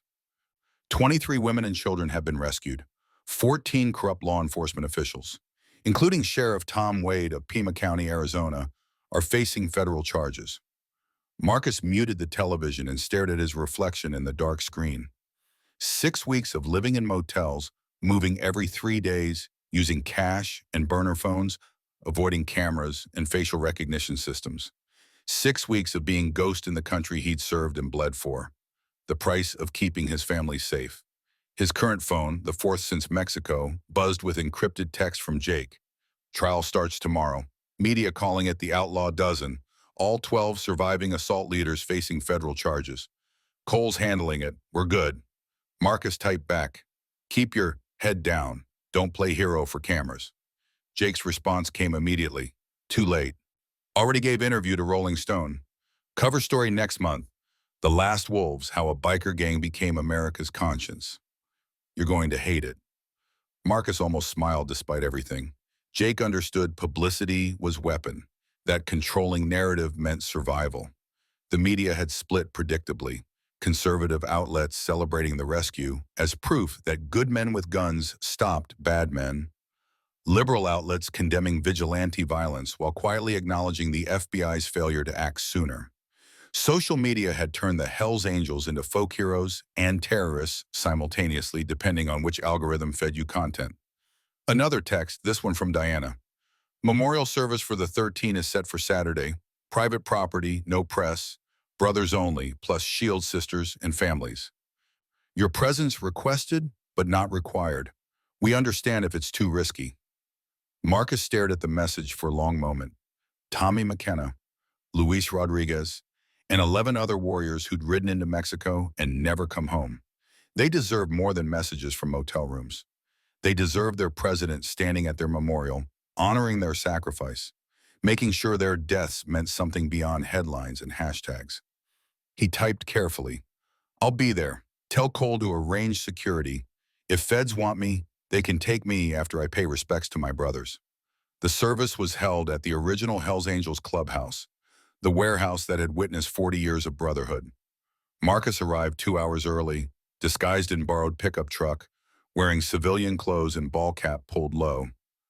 The parking lot was already filling, bikes lined up with military precision, each one representing a brother traveling from across the country to honor the fallen. Cole met him at the side entrance, gripping his shoulder. Good to see you, Wolf. Was worried you wouldn't make it. Marcus scanned the perimeter, noting the security Cole had arranged. Brothers positioned at every approach, watching for surveillance, ready to signal if law enforcement appeared. Couldn't miss this. How are the families? Cole's expression darkened. Tommy's daughter asked why her daddy had to die for someone else's grandkid. Didn't have a good answer for that. Marcus felt the words like physical blows. What did you tell her? Cole met his eyes, told her the truth, that her daddy was hero who saved innocent lives, that he chose to stand for something bigger than himself, that she should be proud. He paused. She's 9 years old, Wolf, not sure she understood. Marcus had no response because what could you say? That Tommy's sacrifice mattered? That his death served greater purpose? All true and all hollow comfort to a 9-year-old girl who'd never see her father again. This was the bill that came due, the cost of code written in blood and grief. The chapel, the clubhouse's inner sanctum where brothers gathered for ceremonies, had been transformed. 13 photographs lined the front wall, each brother frozen in better times. Tommy laughing at a club barbecue, Luis working on his bike, others Marcus had ridden with for decades. Beneath each photo sat their cut, folded with military precision, patches gleaming under soft light. Brothers filed in silently, filling rows of folding chairs. Shield sisters arrived next, Diana leading 20 women who owed their lives to the network these men had died protecting. Then came families, widows, children, parents who'd outlived their sons. The room held perhaps 200 people, every one of them bound by shared understanding of what had been lost and why. Jake found Marcus in the back row. You want to speak? Marcus shook his head. This isn't about me. Let the brothers who rode with them tell their stories. For 2 hours, men stood and shared memories. Cole spoke about Tommy's terrible jokes and his absolute reliability under fire. A prospect barely 20 years old, voice shaking, described how Luis had saved his life during the raid by taking a bullet meant for him. One by one, the 13 were remembered not as statistics or casualties, but as fathers, brothers, friends, warriors who'd chosen honor over safety. When the last story was told, Diana Cross stood and addressed the gathering. These men died protecting my network. They died so 23 women and children could live free. Some of you are wondering if that trade was worth it. 13 lives for 23. I can't answer that for you, Baum, but I can tell you this. Every woman we saved will tell her story, will raise her children, will teach them that when the world is cruel, some men stand in the gap. That's the legacy your brothers bought with their blood. She gestured to a woman in the front row, Yesenia, who Marcus recognized from briefings, one of the women rescued from the trafficking ring. Yesenia, would you like to speak? The young woman stood, hands shaking but voice steady. I don't know most of you. I'm not family, not biker, not part of your world. But 6 months ago, when my ex-boyfriend found me and tried to kill me, Shield Sisters saved my life. When the cartel grabbed me back, your brothers saved me again. Luis Rodriguez died getting me out of that compound. He didn't know me, didn't owe me anything. He just knew I needed help, and he gave everything. Tears streamed down her face. I'm 23 years old. I'm alive because your brother died. I'm going to college in the fall. I'm going to be a social worker. I'm going to save other women the way I was saved. And every life I touch, every person I help, that's Luis's legacy continuing. That's Tommy's sacrifice rippling forward. Please don't think they died for nothing. They died so I could live, and I'm going to make that life count. The room held heavy silence, broken only by crying. Marcus felt tears on his own face, something that would have embarrassed him years ago, but now felt appropriate, necessary, the only honest response to grief this profound. These men had been more than brothers. They'd been his sons, his responsibility, his family. Their deaths sat on his shoulders alongside Emma's, alongside every other person he had failed to protect. After the service, as people filtered out toward the reception, Marcus slipped into the chapel alone. He stood before the 13 photographs, studying each face, remembering specific moments with each man. Tommy teaching him to use encrypted communications, Luis showing him how to hack police databases. Others whose names were carved into his memory alongside Rodriguez and Martinez and all the ghosts from Vietnam. Derek Nash's photograph hung slightly apart from the others, not excluded but separate, reflecting his complicated legacy. He died saving Rachel, had redeemed himself in final moments, but his betrayal had set events in motion that killed 12 other brothers.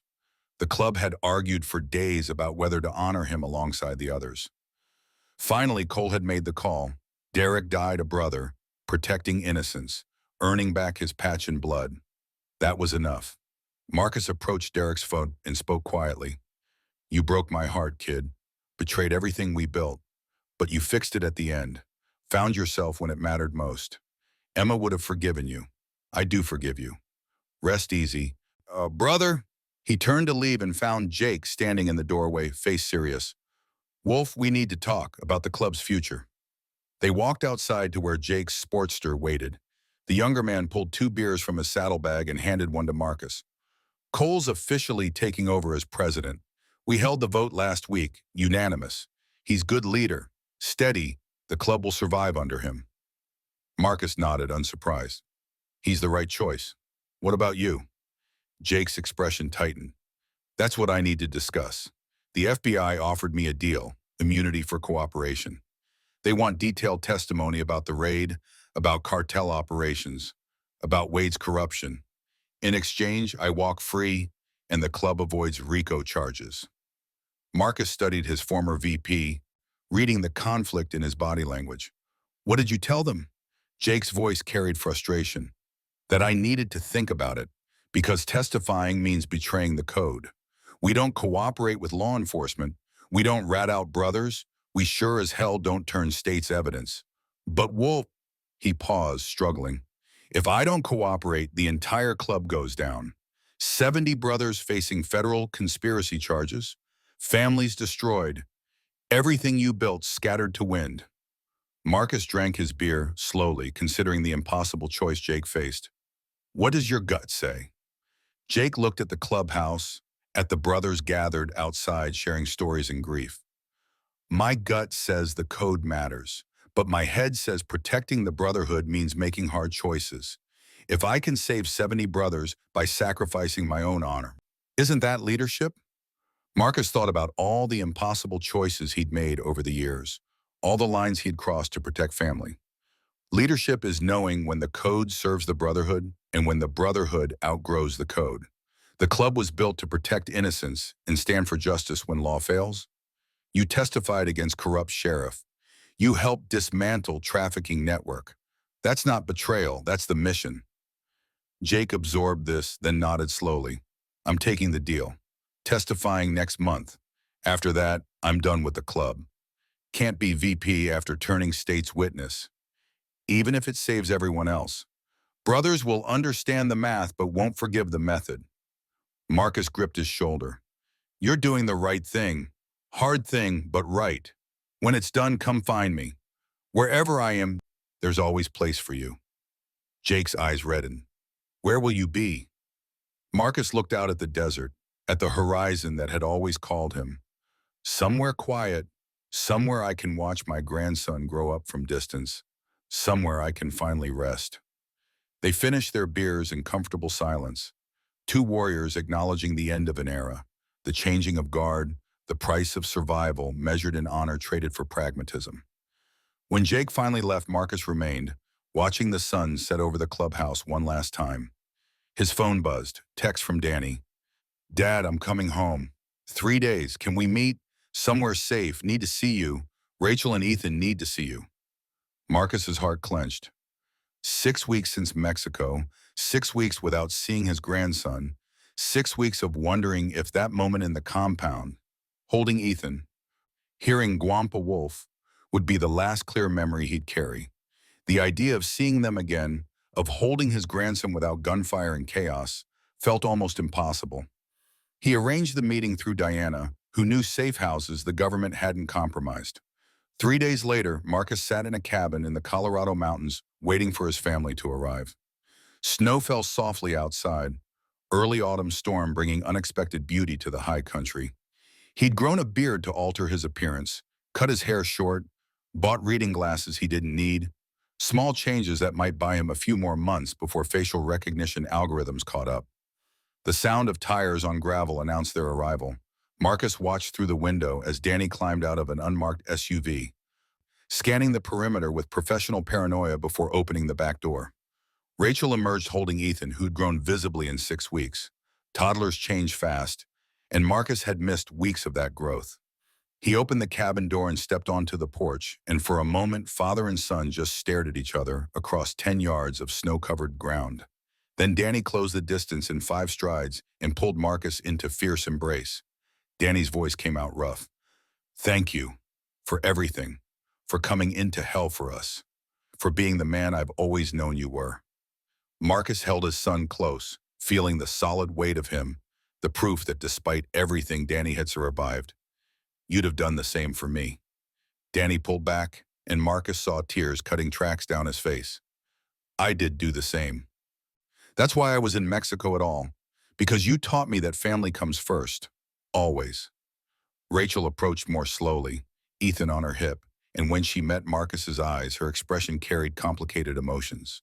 Gratitude, guilt, sorrow for the men who died saving her. She didn't speak, just stepped forward and let Marcus fold both her and Ethan into his arms. Ethan's small voice broke the moment. Guampa Wolf, you came. Marcus's composure finally shattered. He pulled his grandson close, feeling the boy's heartbeat against his chest, smelling baby shampoo and innocence and everything worth fighting for. I'll always come for you, little warrior. Always. They spent the afternoon in the cabin, Danny telling stories Marcus hadn't heard about Rachel's undercover work, about the trafficking network they documented, about the women whose testimony would put 50 cartel members away for life. Rachel talked about going back to FBI headquarters, about promotion waiting for her, about future missions targeting other networks. Ethan played with toys they'd brought, occasionally running to Marcus for hugs that the old man rationed like medicine. As evening approached and snow continued falling, Danny broached the difficult subject. Dad, the FBI wants to offer you a deal. Immunity in exchange for testimony about Wade's corruption in the cartel's operations in Arizona. You'd have to surrender, spend 6 months in custody while trials proceed, but afterward, you'd be free, clear record. Could come home. Marcus had expected this. What's the catch? Rachel answered. You'd have to testify against surviving brothers who participated in the raid. Identify them, confirm their involvement, help prosecution build cases. The FBI wants symbolic convictions, proof that even heroes face consequences for breaking laws. Marcus shook his head before she finished. Not happening. I'm not buying my freedom by selling out my brothers. Danny's voice carried frustration. Dad, you're 65 in the frame story. You've been running for 17 years in your own telling of this. When does it end? Marcus looked at his son, at the man he'd raised, and saw the same unyielding code reflected back. It ends when I die. Free man on my terms, not government's. The conversation died there because Danny knew his father too well to push. They spent another hour together, dinner, stories, Ethan falling asleep in Marcus's lap, while the old man sang half-remembered lullabies from when Danny was small. Then too soon it was time for them to leave. At the door, Danny handed Marcus an envelope. College fund for Ethan, already set up in his name. If something happens to us, he'll have education paid for. Thought you'd want to know. Marcus took the envelope, seeing the careful planning his son had done. You're a good father, better than I was. Danny shook his head. I learned from the best. You taught me everything that matters: honor, loyalty, sacrifice, standing for those who can't stand themselves. That's the legacy I'm passing to Ethan. Your legacy. They embraced one final time, and Marcus felt the weight of generations. His father's lessons passed to him, his lessons passed to Danny, Danny's lessons waiting for Ethan. Code transmitted not through words but example. Each generation choosing whether to uphold or abandon the standard. His family had chosen to uphold it. That was worth more than freedom. After they left, Marcus sat alone in the cabin watching snow fall and thinking about legacy. 13 brothers dead, 70 more scattered, some testifying, some in hiding, some trying to rebuild normal lives. Shield sisters still operating under Diana's leadership, saving women every week. Rachel back at FBI, hunting traffickers. Danny raising Ethan to understand justice meant more than laws. The raid had cost everything and won everything. That was the paradox of sacrifice. You traded present for future, comfort for meaning, safety for purpose. Marcus wouldn't change any of it. Given the same choices, he'd make them again. That's what code meant. Not doing the easy thing, but doing the right thing, regardless of cost. 2 months after the memorial service, Diana contacted Marcus about a ceremony the Shield sisters wanted to hold. Location was another safe house, this one in New Mexico, far from prying eyes. Purpose was honoring the women rescued from the trafficking ring and the warriors who'd freed them. Marcus almost declined. Too much exposure, too much risk. But Diana's message included one line that changed his mind. Sophie Chen is receiving special recognition. She'd like you there. He arrived at dusk, parking his motorcycle, new one, bought used, untraceable. Behind the house, inside, 40 people gathered. Shield sisters, survivors, a handful of brothers who'd made the trip. Sophie stood near the front, wearing civilian clothes but carrying herself with new confidence Marcus hadn't seen before. She'd transformed in the months since Derek's crisis, had stopped being victim and become warrior. Diana called the room to order. We're gathered tonight to honor courage, not the dramatic kind that makes headlines, but the quiet kind that builds new lives from ashes.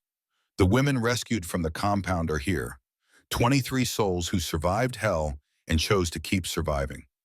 Each of them is testament to why our network matters. She gestured to the survivors, and one by one they stood to share their stories. Yesenia talked about enrolling in community college. Maria described finding job as a teacher's aide. Each story was small miracle, proof that rescue was just beginning, that real work came in therapy sessions and court testimonies and quiet moments choosing hope over despair.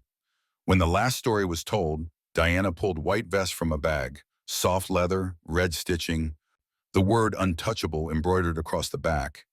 This vest is given to women who go beyond surviving, who transform their trauma into purpose, who protect others the way they were protected. Only 7 women in our network's history have earned this. She looked at Sophie. Sophie Chen, 3 years ago, we pulled you from a burning motel. You were broken, terrified, ready to give up. But you rebuilt yourself, opened a business, became safe harbor for others running from danger. When Derek Nash took Rachel Hayes hostage in your diner, you didn't freeze or flee. You stood in the gap. You created the opening that saved lives. Sophie approached, and Marcus saw tears streaming down her face. Diana helped her into the vest, adjusting the fit.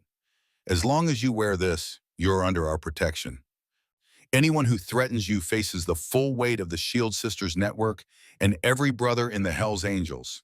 You're untouchable not because you're fragile, but because you're precious, because you're warrior, because you're family. The room erupted in applause.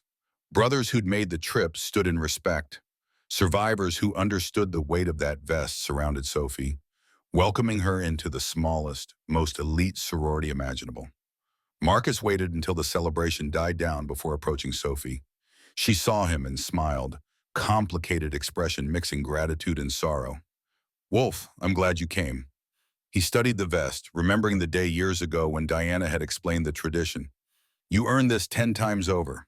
Derek's situation, the hostage crisis, everything after. You kept your head, saved lives." Sophie's smile faded. Derek saved lives at the end. He wasn't monster, was he? Just broken man who found himself again. Marcus thought about Derek's final moments, the choice to throw himself between Rachel and the bullet. He was both, broken and heroic, traitor and brother. That's the hardest truth. People aren't one thing. They're all their choices, good and bad, stacked up until the final moment. Sophie touched the vest. "I want to do more, not just own a diner that happens to be a safe place. I want to actively recruit, actively save, actively build the network. Diana's offered me position as co-director. I'm taking it." Marcus felt pride swell in his chest. "You'll be good at it. You understand the fear because you lived it. You understand the hope because you found it." That combination is rare. They talked longer about the network's expansion plans, about the brothers still in hiding, about the future of vigilante justice in America where the system increasingly failed those it was designed to protect. When Marcus finally said goodbye, Sophie hugged him with surprising strength. "Thank you for building something that mattered, for showing broken people we can become protectors." Marcus held her briefly. "You did the hard part. You chose to heal instead of hate. That's what separates survivors from victims." He left the ceremony feeling lighter somehow. Despite everything, the network would continue. Women would be saved. The code would be passed to next generation of warriors. His brothers hadn't died for nothing. They died to plant seeds that were already bearing fruit. 6 months after Mexico, Cole called with news. "Wolf, Wade flipped. Cut a deal testifying against the entire cartel network. Names, dates, financial records, everything. In exchange, he gets 20 years instead of life." Brothers are furious, but his testimony is bringing down the whole organization. Marcus absorbed this from another motel room in another forgotten town. "How many convictions?" Cole's voice carried satisfaction. 43 so far, more coming. Human trafficking ring is dismantled. Drug routes are disrupted. Shield Sisters safe houses are secure because the people who knew their locations are all in prison. It's over, Wolf. We won. Marcus wasn't sure "won" was the right word for situation that left 13 brothers dead and their president in permanent exile, but he understood what Cole meant. The mission had succeeded. Evil had been punished. Innocents were safer. That was as close to victory as warriors got in messy reality where heroes paid prices that never appeared in stories. Jake took the FBI deal and testified for 3 weeks, providing detail that convicted 7 more corrupt officials and 14 cartel members. The media portrayed him as hero and traitor simultaneously, depending on political alignment. The club officially expelled him for cooperating with the law enforcement, but privately brothers understood the sacrifice he'd made. He'd traded his honor for their freedom. Classic warrior's bargain that left everyone alive but nothing clean. Danny received commendation from FBI director and was promoted to assistant special agent in charge, youngest person to hold that position. Rachel returned to undercover work, this time targeting sex trafficking in Eastern Europe. Ethan grew bigger, talking in full sentences. Learning to ride tricycle his grandfather would never see him ride. 13 families received death benefits from insurance policies the club maintained for exactly these situations. Tommy's daughter got college fund that would cover any university she chose. Luis's parents received monthly stipend that let them retire comfortably. The club took care of its own, even in death, especially in death. Marcus moved every month, working cash jobs, living small, avoiding cameras and questions. He grew old alone in motels and rented rooms, watching his grandson grow via photos Danny sent through encrypted channels. It was prison without walls, exile without foreign soil, the price of keeping his word and protecting his family. 17 years later, on his 65th birthday, Marcus sat on his ranch in New Mexico, property purchased through shell companies, isolated enough that visitors were obvious miles before arrival. The club had negotiated unofficial amnesty with current FBI administration. As long as Marcus stayed out of the spotlight, avoided new crimes, and didn't publicly embarrass the government, they'd pretend not to know where he was. Cold War détente applied to domestic fugitive. Ethan, now 18, fresh from signing Marine Corps enlistment papers, sat beside him on the porch asking the question that started this story. "Grandpa, why do they call you the last wolf?"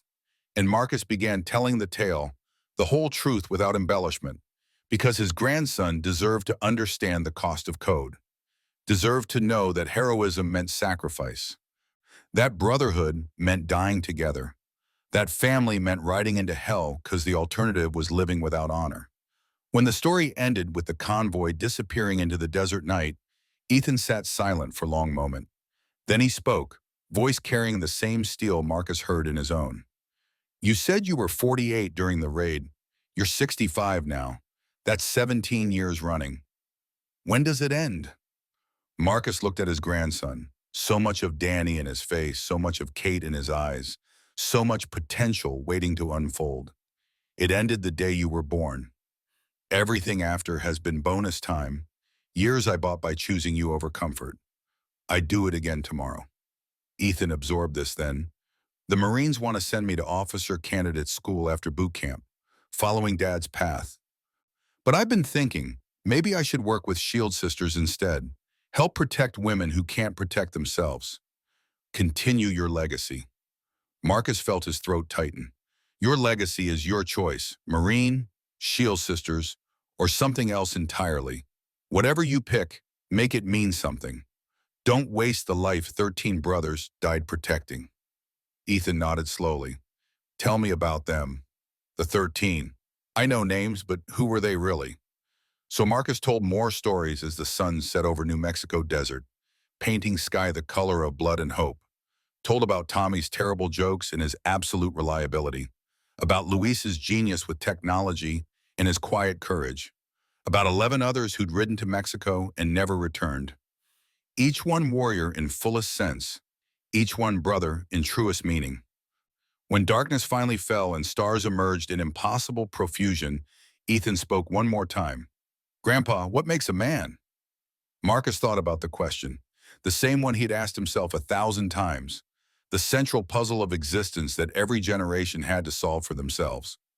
Finally, he answered, "A man is the sum of his choices when the stakes are highest, not the choices he makes when it's easy or safe, but the choices he makes when everything costs something. Honor over comfort, family over self, standing in the gap even when the gap means death." He paused, looking at his grandson's face in starlight. "You're going to face those choices, Ethan. In the Marines, in life, in quiet moments when no one's watching. What you choose defines what you become. Choose carefully, choose honorably. Choose with full understanding that some prices are worth paying.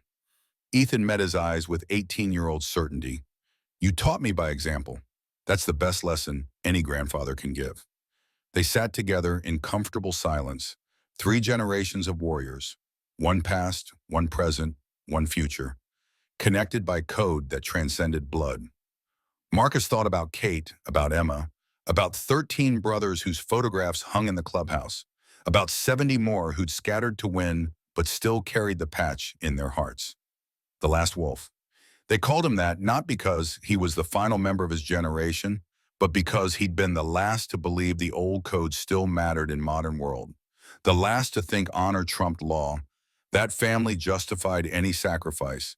That some fights were worth losing everything to win. But sitting here with his grandson, seeing the future written in young man's determined expression, Marcus understood he wasn't the last after all. The code continued because warriors chose to carry it forward. Derek had chosen it in his final seconds. Jake had chosen it by sacrificing honor for brotherhood's survival. Danny chose it every day hunting traffickers.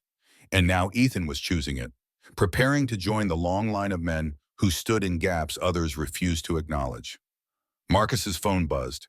Text from Jake, who'd rebuilt his life as security consultant and stayed in touch despite official expulsion. Wolf, Cole died today, heart attack. Quick, no suffering. Funeral next week. You should come. Last time the brotherhood gathers. Marcus stared at the message, feeling weight of time crushing down. Cole Washington, his sergeant-at-arms for 20 years, the brother who'd stood beside him through every battle. Gone at 70, lived longer than most warriors had any right to expect. The last link to Vietnam generation that built the modern club. He showed the text to Ethan. I need to go to this. Want to come with me? Ethan nodded without hesitation. I'd be honored. The funeral drew 300 people, brothers from a dozen chapters, shield sisters from across the Southwest, families Cole had protected over 40 years of service.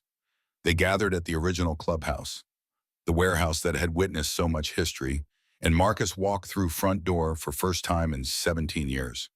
The chapel looked different, new photographs on the walls, younger faces among the older, but the fundamental spirit remained. Brothers wearing cuts with patches Marcus didn't recognize. New generation carrying old code. They parted as he entered, creating path to the front where Cole's cut lay draped over a closed casket. Jake approached, older now, gray in his beard, but still carrying himself like warrior. Wolf, good to see you, old man. They embraced, and Marcus felt decades compress into a single moment. You look good. Life's treating you well? Jake smiled. Married now, 2 kids, working private security, protecting executives from the kind of people we used to fight. It's good life, Wolf, boring but good. Marcus scanned the room, recognizing some faces, missing others. How many of the original 70 are left? Jake's expression darkened. 23 still alive, 8 in prison serving unrelated sentences, 15 just gone, dropped off grid, changed identities, chose different lives. The brotherhood fractured after Mexico, never fully recovered. Marcus had known this intellectually, but hearing it stated plainly hurt deeper than expected. What about the new generation? Jake gestured at younger brothers lining the walls. They're good men, keep the code as best they can. But Wolf, the world's different now. Government surveillance, facial recognition, social media, being outlaw requires different skills than we had. These kids are hackers and lawyers as much as fighters. The service began with traditional biker funeral, brothers standing to tell stories, sharing memories that ranged from hilarious to heartbreaking. Cole had lived fully, had protected fiercely, had died with honor intact. They played his favorite songs, served his favorite whiskey, promised to look after his family the way he'd looked after theirs. When the formal service ended, the brothers formed up for final ride. 200 bikes escorting Cole's casket to cemetery on the edge of town. Marcus mounted his bike, newer model, maintained with same precision he'd learned 50 years ago, and took his place at the front of the formation beside Jake. They rode through desert sunset, engines roaring in synchronization. a river of chrome and leather paying final respects to fallen warrior. Marcus felt every mile in his bones. 65 years of hard living, of violence survived and brothers buried, of choices that cost everything and bought just enough. This was his last ride with the Brotherhood. After today, he'd return to his ranch and let younger generation carry forward. At the cemetery, as they lowered Cole into ground beside 24 other brothers, Marcus stepped forward to deliver final words. Cole Washington was my brother for 40 years. He stood beside me in battles I should have lost. He led men I should have failed. He protected family I couldn't always protect. He kept the code when keeping it meant sacrifice. His voice carried across assembled warriors. I'm old now, past my time, but I see you. He gestured at younger brothers. I see you carrying forward what we built. I see you standing in gaps when law fails.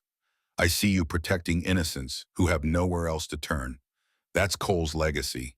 That's our legacy. Keep it alive. He placed his hand on the casket. Rest easy, brother. Emma's waiting for you. Tell her we kept the promise. Tell her Shield Sisters is still saving women. Tell her the wolves still hunt. They buried Cole as sunset, and Marcus stood beside the grave long after others left, saying private goodbye to last friend from Vietnam generation. He thought about Rodriguez, dead 57 years in Quezon. Thought about Kate, gone 14 years to cancer. Thought about Emma, dead 27 years to domestic violence. Thought about Tommy and Luis and 11 others buried in the club cemetery after Mexico. So many ghosts, so much weight. And yet, standing here in dying light, Marcus felt peace. He'd kept his promises, protected his family, built something that outlasted him. The code would continue because men like Ethan chose to carry it. That was enough. Ethan approached, placing hand on Marcus's shoulder. Grandpa, they're waiting for us at the clubhouse. Final gathering. Marcus nodded and followed his grandson back to the bikes. The ride to the clubhouse took 20 minutes, and when they arrived, the parking lot was full. Inside, the Brotherhood had gathered for wake, stories and whiskey, and the particular brand of grief warriors shared when one of their own died with honor. Diana Cross found Marcus in the chapel, staring at photographs of fallen brothers. Wolf, it's been too long. He turned and saw she'd aged gracefully, 70 now, gray-haired but still carrying fierce energy that made her force of nature. Diana, how's the Shield? She smiled. Thriving. Sophie's co-director now. We've expanded to 15 states, 60 safe houses, 200 volunteers. Last year alone, we moved 340 women and children. The mission continues. Marcus felt pride swell. Emma would be proud. Diana's expression softened. Emma would be proud of you, Wolf, of everything you built, everyone you saved, the price you paid to protect innocence. Her death wasn't in vain. They talked for an hour about the women rescued, the lives rebuilt, the network that had grown from Marcus's grief into national movement. Shield Sisters had inspired copycat organizations across the country, had changed how law enforcement approached domestic violence, had saved thousands of lives. It was a legacy bigger than Marcus had imagined when he started. As the gathering wound down and brothers began departing, Jake called for attention. Before everyone leaves, there's one more thing. The club voted unanimously. Wolf, come up here. Marcus approached reluctantly, and Jake pulled out package wrapped in black leather. Marcus Donovan, you founded this chapter 40 years ago. Built it on principles that matter. Honor, loyalty, protection of innocence. You led us through battles no one else could win. You sacrificed everything for brotherhood. Jake unwrapped the package, revealing leather cut with single patch on the back. Founder in gold letters. The Hells Angels logo modified with shield symbol. You can't be president. You're fugitive. Can't hold official position. But you can be what you've always been. Founding father of everything we stand for. This cut is yours. Wear it with honor. Marcus took the cut, feeling weight of recognition, of respect earned through decades of service. He pulled it on slowly, and the brotherhood erupted in applause. 70 men, 100 women, families and friends, all standing for old warrior who'd given everything to build something worth dying for. Ethan approached carrying beer. To Grandpa Wolf, founder, warrior, legend. They raised glasses, and Marcus felt tears he didn't bother hiding. This was goodbye to the active brotherhood, to the life he'd known, to the warrior he'd been. But it was also hello to whatever came next. Grandfather, mentor, living reminder of code written in blood and maintained in sacrifice. The party continued into night, and Marcus slipped away quietly, Ethan following. They rode back to the ranch in darkness, two generations of warriors connected by code and blood.